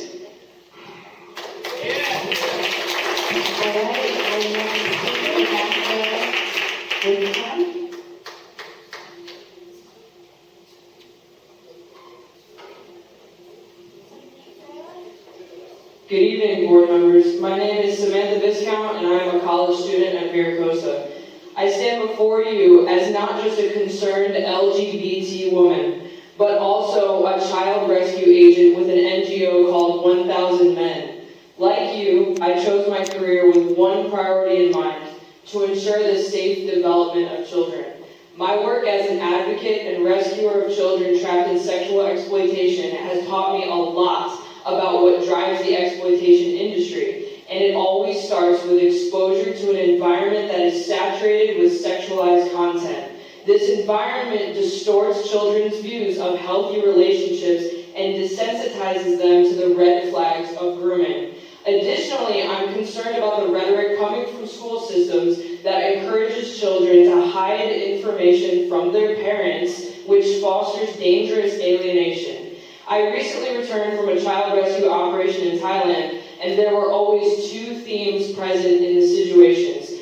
1, the children were alienated from their families, and 2, the children were exposed to an environment that normalized sexualization of their bodies. Children's prefrontal cortex are still underdeveloped. Therefore, it is difficult for them to understand the differences between healthy sexual contact versus sexual exploitation, as these 2 things can appear similar even to adults. Too much normalization of explicit sexual content can cause children to accidentally perceive predatory behavior as normal. Additionally, constantly associating my LGBT community, the community I'm a part of, with nothing but sex, associating us with nothing but sex, poisons our image and undermines our diverse accomplishments and unique identities. There is a way to foster inclusivity without creating a spectacle of my LGBT community. Simply treat us as the fully integrated, functioning members of society that we already are. We are doctors. We are military veterans. okay? We are scientists. We are just like you, so treat us that way instead of othering us with all these pride flag displays that are not necessary. I have the American flag. That's what I served under as an LGBT woman. Stop with the sensationalized celebrations and constant reminders of our sexuality. I am more than my sexuality. Stop telling children that that's all that is to them. They have more than that. All in all, children should be taught academics, consent, and how to spot and report sexual exploitation. I ask that you change the curriculum and materials to highlight these important topics and prioritize parental involvement.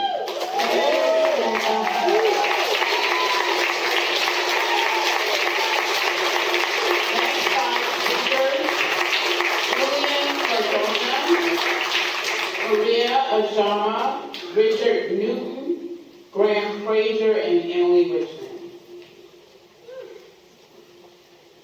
Julian Cardona.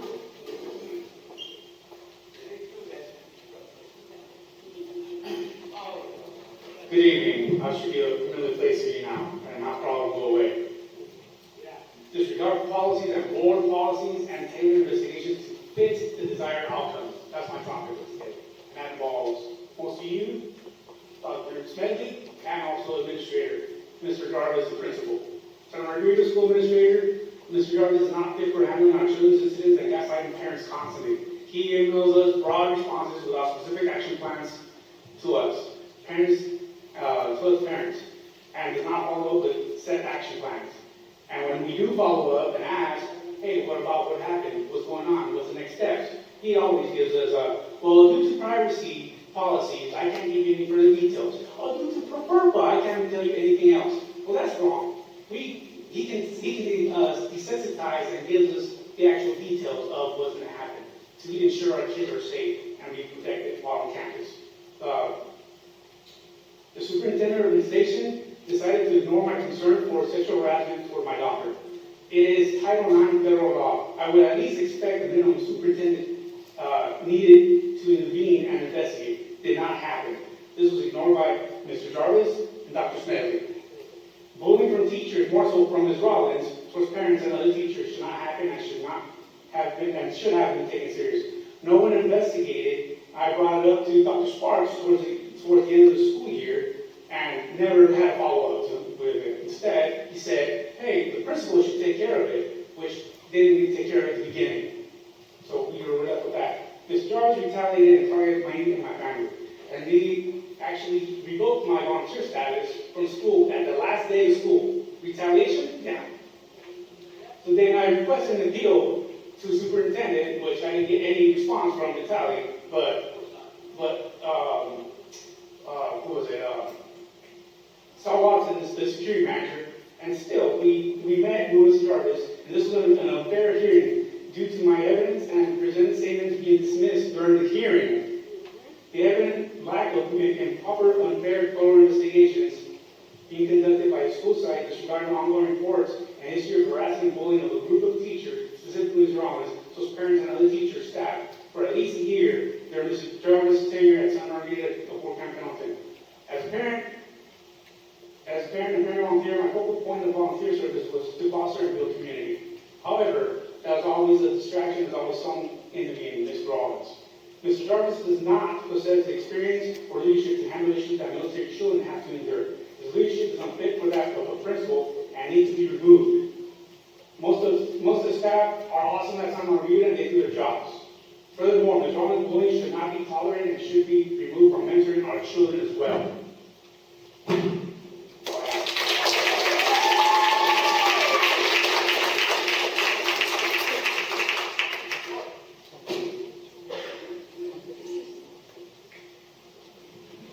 Good evening, everybody. I'd like to start by saying go Padres. My name is Maria Aljama, and I am part of the DEI and Student Support section of Oceanside Unified School District. I'm one of the 4 school social workers in our district.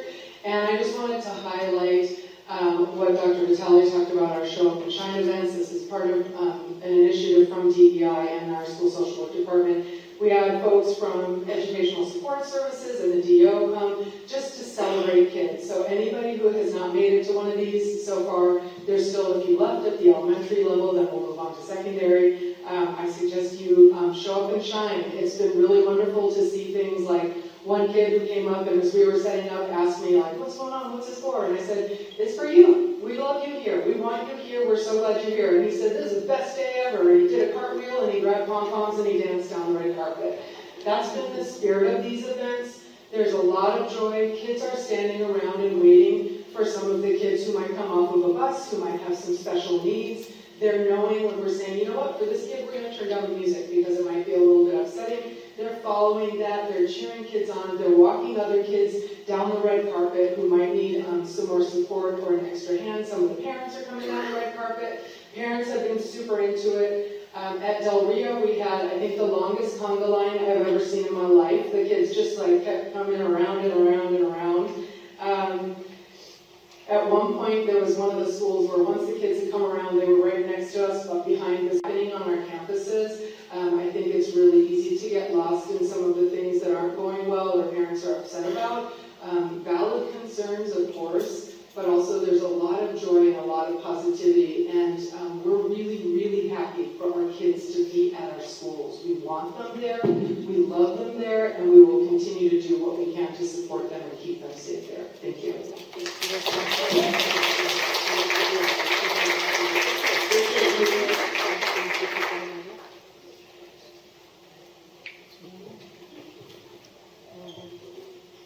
In today's political climate, the two major parties are diametrically opposed on almost every political policy position.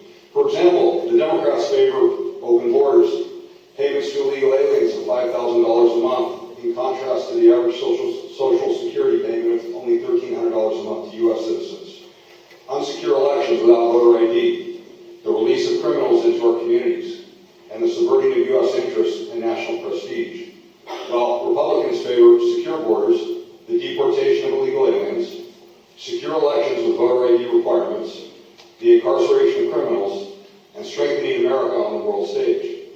The contrast is so stark that I've often opined that the Democrat Party is a party of traitors, American-hating subversives, and globalists intent on weakening America. It is inconceivable to me how any patriotic American, especially former military, could run for office as a Democrat. Such contrast between the parties makes it almost impossible for any American to sincerely switch membership between these two political parties. Even more suspect are politicians who flip from one party to another. Such a flip is the trademark of crass and opportunistic politicians who are willing to prostitute themselves for political advantage and payoffs. It is a sad fact that we have two such crass and insincere politicians in our midst, sitting on this very board. Both incumbents in the upcoming November election, Mike Blessing and Eleanor Evans, these two politicians who always voted like Democrats but somehow infiltrated into the Republican Party to run under its label, have recently flipped to run as Democrats. I wonder how they could even defend their logic short of simply admitting to crass political self-interest after they were called out for their Democrat-like voting records. Like rats, they scurried out their sinking ships. And speaking of crassness, let's not forget that a public record request at the City of Oceanside uncovered communications from Mike Blessing to several city officials suggesting strategies to silence political opponents, a tactic worthy of the East German Stasi, the Soviet KGB, the present-day North Korea or China. You should be ashamed of yourself, Mike. To me, as a career firefighter, I can hold my head high. I simply cannot imagine having so little self-respect or professional integrity to whore myself out, especially for something so trivial as a school board position. But it just goes to show that career politicians will do anything for a cush government paycheck. Please vote for Rosie Higuera and Emily Wickman in this election in November. Thank you.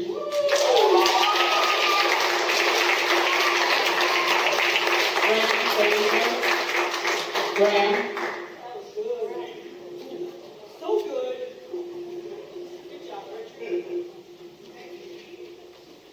Hello, members of the board. I think you know who I am, Graham Fraser. I'm here to speak about on-site construction safety. Should be any controversy about that. When I was the district engineer for the Oceanside Unified School District for 10 years, I was involved in practically every school modification, new schools and I was involved in the on-site construction safety aspect, because safety was the #1 issue. One of the precepts, one of our principles, was that we never had kids involved when there was construction going on at that site. Why? Because accidents happen. You can say that you're going to have a cordoned off area for the construction, but that cordoned off area has to be opened up. Trucks go in, the trailers come in, they go out, things fall off trucks, stuff happens. And you shouldn't have kids there. Now, had you district been, had the proper strategy, and would have maybe left some of these other schools open a little bit longer, and have the TikTok kids go there so the kids could be completely safe. But no, that sort of foresight does not apparently exist. This shouldn't be an issue at all. The parents are concerned about the safety of the school. Why are the kids there at all? Why couldn't you organize it other than that? We did during the construction and their modifications of these other schools. So this is just another example, the way I see it, of the lack of oversight and direction by the superintendent and by the board in a more strategic way about how to go about improving things for the Oceanside School District facilities. Thank you.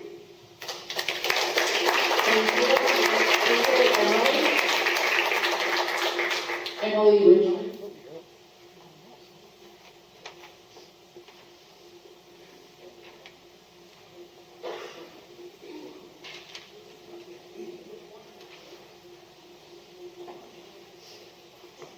I remember Graham made a great addition to our school district. And again, we never ever had parents complain about safety of the elementary school kids. He was part of the bond. They made excellent decisions that made us look really good as a school board. Also, good things have been happening. Good things are happening in Oceanside, as Maria has said. And I'm wondering, why can't all students have that opportunity? Tons of joy should be shared by all. So, board, can you please listen to the parents? Please listen and make these students part of this joyous celebration that's going on in our schools. I really want that to happen. What I want to do, and my flyer is over there, I wanted to address the flyer that gave the impression of what you heard school board members were doing. I was going to do my flyer, and you see it was a bird's eye view of Oceanside High School. And that bird's eye view had the Wally Bowling Fluid Gym, which I was instrumental in getting a name for Wally. The classrooms, senior hall, the office, the library, and the new construction of the Science and Tech building. It was done when I was on the board. None of you. Maybe a little bit with Mike when you were on there for a while, towards the end. This Oceanside mailer, along with several other campaign violations, have been filed with the California Fair Political Practice Commission. My respect for the leadership of OUSD is down another notch, and it will be again filed because of violations. And it isn't enough that the union has budgeted $73,000 against candidates, a clear minority at the best. Budgeting $35,000 for Mike and $35,000 for Eleanor. The fear portrayed about me, the dramatic essentialization. And I don't want to say any more about that because it's just people that know me. But I've been in the community 45 years. I've been nominated the hometown hero. I've been in the school district. And when you look at others in my, it's just, again, another sad situation that the union is a union, but our teachers I love and I always will for what they've done to my kids, my grandkids. And I'm really thankful for the many time and effort that the teachers have put in for my benefit and for the benefit of this community. Thank you.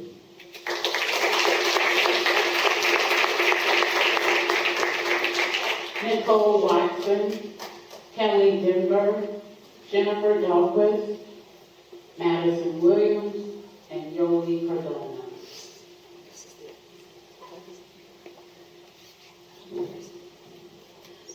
I believe everyone in here can agree that children are a blessing and were created perfectly. They are precious and to be protected come what may. Parents are upset OUSD. You don't support their call to action for their safety. You don't give them help with IEPs and special needs support. What you are doing is not enough. Parents entrust you all to do your jobs. There were lockdowns recently and you didn't tell the parents. Parents are coming to you with concerns of bullying and administration acting out of their job descriptions. Over 50% of the children in OUSD are Hispanic, meaning their parents may not know what's going on. When you talk about DEI, diversity, equity, and inclusion, where are you including the Hispanic majority? How are they informed of what's going on in the district in an easily accessible format for them to understand? How are they communicated to during these meetings? Are they pushed aside due to language barriers?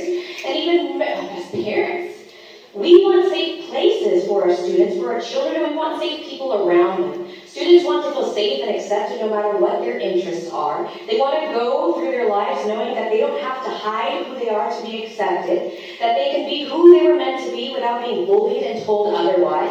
Students know USD should be protected. Autistic children and those on the spectrum as well as those with mental health conditions are urged by OUSD to go to staff wearing badges to display that they are safe people to be around. A large majority of parents are opposed to sexually explicit books in K-12 schools, and books containing sexual acts, including homosexual sex, should not be present in libraries.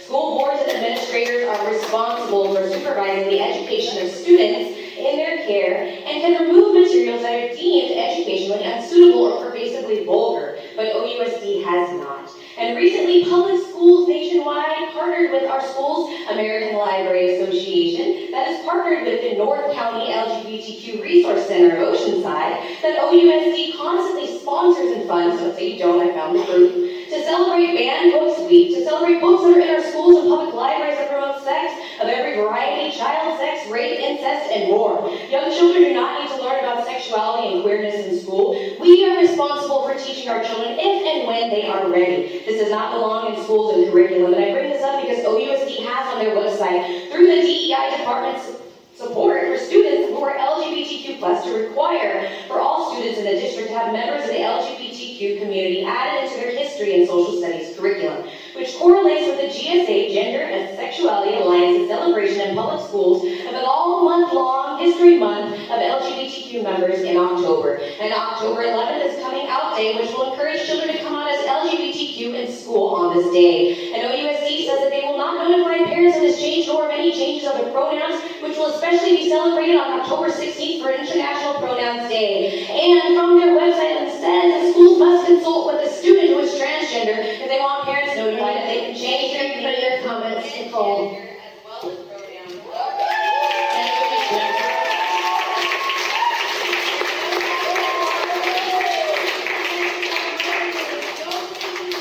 Kelly Denver, are you here?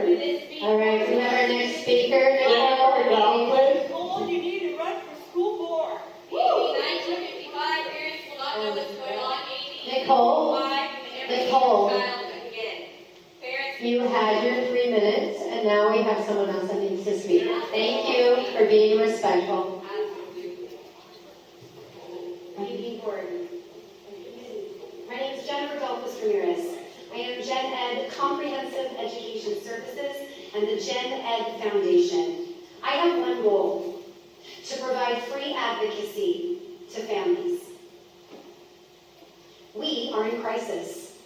Of the 7.2 million IEPs in this country, your administrators sitting in oversight of those IEPs primarily have general education backgrounds. Because of that, you may be aware of OAH, the Office of Administrative Hearings, and if you don't know about that, you might want to pay attention to it. I hear a lot of talk here about things that don't have to do with 100% speaking to us. Thank you, Stacey. Again, I appreciate that prompt. I'm going to tell you about something that affects 100% of your classrooms. Your general ed teachers are not trained in learner variability. They are federally required to back a document, an individual education plan, that they have never been taught to read, understand, or implement. In fact, I recently sat here in Oceanside in a couple meetings. I'll tell you some stories. Number one, a student with a reading disability who had 0 accommodations for reading and not one reading goal. Number 2. A student, the first word on their multidisciplinary report was the name of a different child. In fact, in that report, it said that the child had never attended preschool, which was not true. Or how about my 9-year-old at one of your schools, who can't read, who was raped,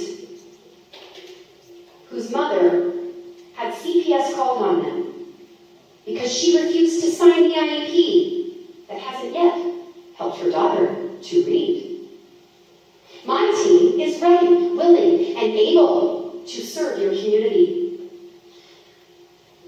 What I would suggest, instead of talking about things that don't affect 100% of your classrooms, is that you start paying attention to the things that do. For example, I might suggest teacher training on learner variability. You see, as an autistic woman, I stand before you today in defense of the neurodivergent students you have heard about tonight. These students are in crisis, and, fun fact, up to 30% of your classroom is neurodivergent, and yet, did you know that about 50% of your teachers think that those students are lazy, forgetful, uncooperative, etc., and I could go on. Now, I can do this one family at a time, and I will. Or we can be a part of the solution. To my families who are here tonight, thank you. I promise to treat your children as my own.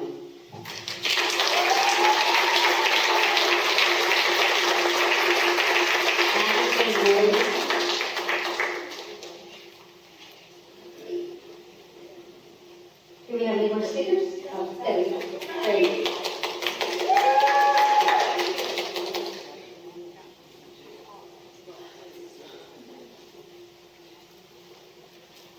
Hello. I was going to talk, but I wanted to after hearing everyone. I spoke with the school board president of Carlsbad because I kind of wanted to gain some insight on what's going on and how we can do better, because I truly believe that you all are working on doing better. I've been at these board meetings for 2 years, and I've seen you listen to me, and I've seen you listen multiple times. A lot of these people are coming to you for the first time, and I know you're going to listen to them. And I'm really bummed that all of these problems happened during election year, because I know that you guys are trying hard, and I know a lot of people behind me don't think that. So speaking with the school board president of Carlsbad, she was saying, I really wish you had held a town hall. When Carlsbad had a problem, they had like reclaimed water for drinking water. They held a town hall. This was in 2019. They interviewed 40 families, and they created a group of people to oversee things so that the community felt like they were part of it. And then they apologized. And that's, I think that's where this upset is coming, is that you're not really owning the problem, because it was a big problem, and you're working on it. I have spoken to so many of you. And I think people forget that parents need to be involved to get things done. And I'm hearing all these things about bullying, and I think there's also legislation that was passed in 2000 and 2019 and 2022 that really limited the way that we discipline at schools, and I think people are forgetting that. Maybe we're needing education for parents to understand where we're coming from, because I think there's this huge disconnect. Anyways, talking to the Carlsbad School District President, she responded to some of my angry complaints to her about look at what's going on. And then she reminded me, look at how much has changed. Look at how far you parents have gotten, because you're making change. And you are, the school has problems. Public Talk still has some problems, but there's been a lot of improvements. Hindsight's 2020, we can't go back and change anything, but I think moving forward you all are doing that. And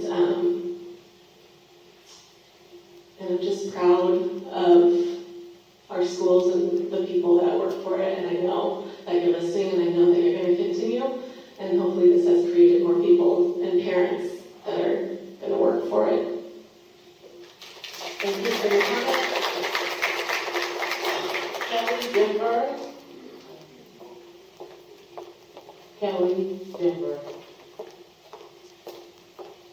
Is this our final topic? No. Okay, yeah. Good evening, members of the school board, fellow parents. I'm here to address the bullying that goes on in this district. This is something that I feel very deeply, not because I was bullied, but because I can sense things in other people and I see the trauma. I myself have been through a lot of trauma, and this is something that's not being addressed. These kids that are bullied, they get this treatment where, oh, you know, maybe there's some misunderstanding. Let's bring them both together in the same room and talk about it. You cannot treat a victim like that. Because you tell them I'm supporting both of you, the victim hears, you know what? I don't matter. I do not matter. Everybody else is going to bully me too. You can see this, you can look at our politics today and you can see where this happens. Adults become bullies, they stay bullies.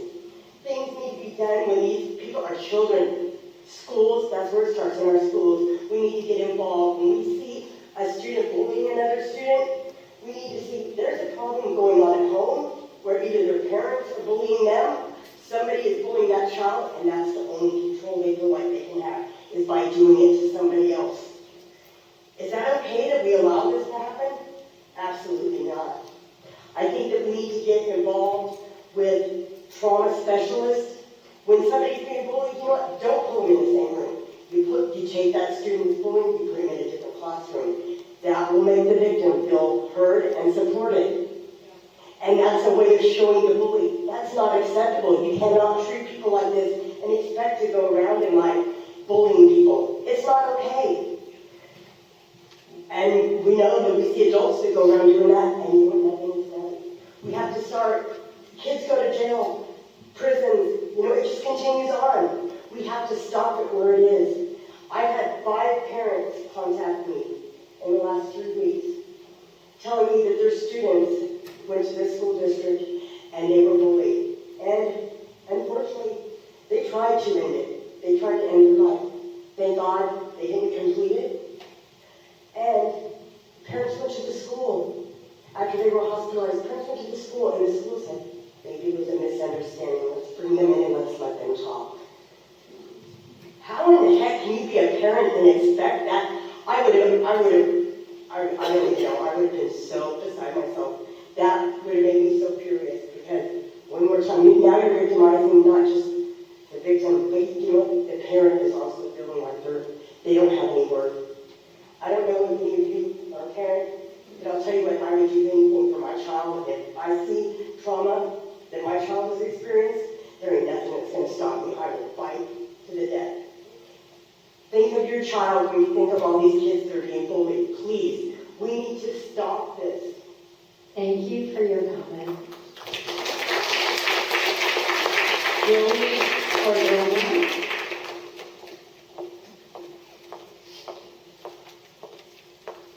Can you say your name again? I didn't hear it. Yoli Cardona. I represent the parents of Santa Margarita of Ward Camp Wellington who are not able to speak due to being harassed, bullied, and turned into by command by the principal Jarvis. Parents have reached out to some of you board members asking for help in private. Rather than you guys helping them, you guys have directed the email back to Jarvis. Jarvis in turn has called them into their office, demanding they meet him at the time that he wants them to go in, and has berated them for 30 minutes, speaking ill about all their parents. This should not be allowed. This week, there was another sexual harassment case, this time in the kindergarten area, and nothing has happened. I have multiple statements from multiple parents that want to come forward, but can't due to fear to retaliation. It is a shame that our military community is being bullied for defending their children. We know you think that you put Principal Jarvis of Santa Margarita because he's military inclined, but the message from the community is Jarvis was a wicked warrior. He does not understand our way of life. I want to read some of your own board policies. Board policy manual reads, the Board of Education expects district employees to maintain the highest ethical standards, behave professionally, follow district policies and regulations, abide by the state and federal law, and exercise good judgment when interacting with students, parents, and other members of the school community. Number 2, this is one that's being violated at Santa Margarita. engaging in harassing and disciplinatory behavior towards students, parents, guardians, staff, and community members, or failing to refuse to intervene when an act of discrimination, harassment, intimidation, and bullying engaging in students is observed. Number 9, being dishonest with students, parents, guardians, staff, or members of the public, including but not limited to falsifying information. We have Principal Jarvis who's speaking ill about parents to other parents and his own staff. We have Mrs. Rollins speaking ill about parents to other parents. And now we have a paraprofessional who's attacking other parents on multiple Facebook pages, sharing information that should be exclusive to Principal Jarvis. I want to ask the board, when are you going to hold them accountable and remove them from our school? Thank you for your comment. We have 3 votes. Scott Dalton, Allison Canoe, and Patty Kim. Scott? Scott here? No? Allison?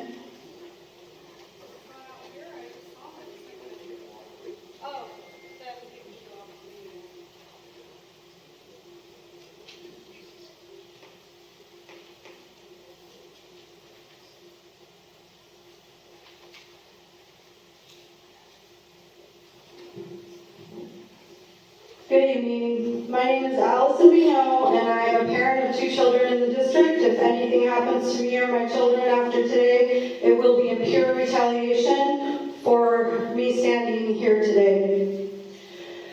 What I just heard a bit ago by the courageous mother is my worst fear. Literally could start crying. To think her child was beaten and filmed, my heart hurts. It's really terrible. And it's literally a fear of mine. Although I know my daughter's a little strong mama. As we have seen for years now, is a school board that is being reigned and ruled by our superintendent, Dr. Vitale. Just this afternoon, I received a message from a mother whose daughter had been bullied at Lincoln Middle and reported it to the principal and district, only to be stonewalled by the district, in particular Dr. Vitale, who never even once answered her emails. As a parent, that infuriates me. Why did you ignore her cries for help to protect your daughter? And as a stakeholder who pays your paycheck, you should be fired. By the way, she pulled her child out of OUSD. Another student lost to another district. I also wanted to mention and remind families and stakeholders at home that this year you have a chance to vote 2 incumbents out. Furthermore, Mr. Mike Blessing, you mentioned events you have attended. It's unfortunate and very evident you have no interest in communicating to families and stakeholders in the community, as you were invited to KOCT Forum, declined. Earn Our Vote, declined. A community town hall, declined. All no-shows. Thank you, Eleanor, for attending Earn Our Votes. And thank you, President Alvarez, for attending the community town hall. Vote them out, people. Now's your chance. Obviously, after tonight, we can hear all the cries for help. We need change. We really do need change. And you need to start answering to this district and these families. Thank you. Thank you for your time.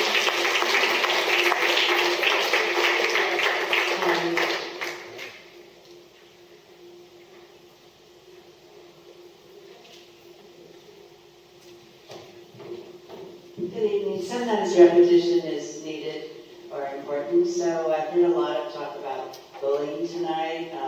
I wish I'd looked up the school policy, the district policy. However, I think we can agree that it's someone bigger, stronger, that pushes around someone younger, or someone in power, given the power or control, and they do and don't listen to constituents. And it struck me tonight that perhaps this topic applies superintendent here at Oceanside Unified. I would say that you are bullying, and the reason that you are the following. You've reduced speaking time on agenda items. You've deleted KOCT streaming for those residents who want to watch at home. You've changed the start time from 6 to 5 p.m., so it's very difficult for parents to attend, and I think that was intentional. Now you are blatantly spending tens of thousands of dollars on by the school district, their own money. Is obviously, it was intentional, on large mailers that include 2 members on the board who are coincidentally running for office, Mr. Blessing and Eleanor Evans. If you would follow the connect the dots, it's pretty simple, and it may be difficult for you to see, but thank you. In 2020, there was a large mailer put out by the district in October of an election year, and Eleanor Blessing and Eleanor Evans and Mike Blessing were running for office to be reelected. After that, pay raises were for the administration staff by the board 5-0 for that year and the years following. What a surprise then when the district put out another tens of $1,000 mailer to the residents of Oceanside, and it listed Eleanor Evans and Mike Blessing on the mailer. There has been an FPPC violation filed and a response from them, so you should be hearing on that. Also, Stacy McGinn, you should know better being on the board. Yeah, when you made that flyer for Eleanor Evans saying she was endorsed by the school board, and you cannot speak for the school board, that's obviously an FPPC violation. I think when I asked, oops, sorry, thank you.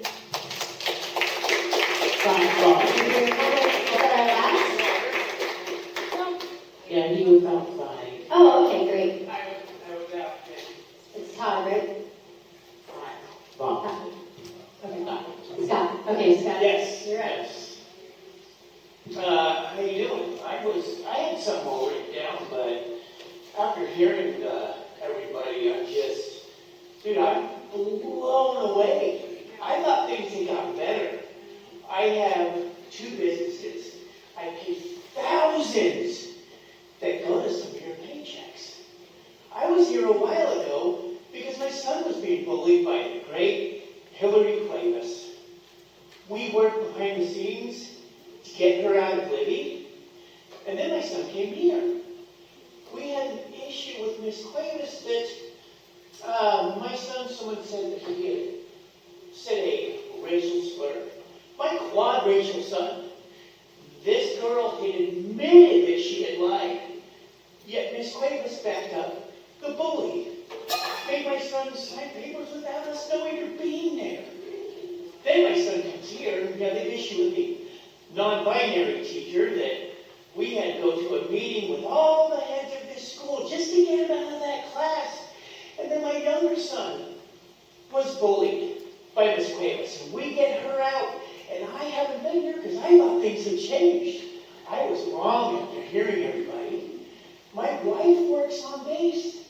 She gets to hear that Miss Cuevas is now up there on base bullying people and kids up there. What's going on? You guys have sat here with the same blank stares, and the only time you guys do anything is to either give yourself raises from our money or to protect your jobs to do nothing again. Please, please answer me. What are you doing to protect our children instead of your raises that we pay for? Are any of you doing anything?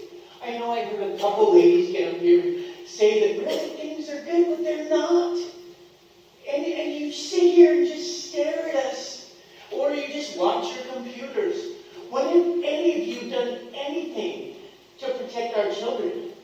My son, who was here at Chavez, dating a girl but wanted to ride his e-bike more, so she started rumoring that he was going to wind up gay. Whether that was true or not, she got some wannabe homeboy to befriend him on social media and then threaten him. No one wanted to protect my son, so I spent the 4-day weekend with pads training my son to protect himself and throw a 2-punch combo. Because if he broke a bully's nose, I would reward him. Because if you're not going to protect my son, I'm going to make my son protect himself. All I know, you guys are in trouble. Because last time I was here, we had upset parents. Now we have pissed off parents. And pissed off parents. I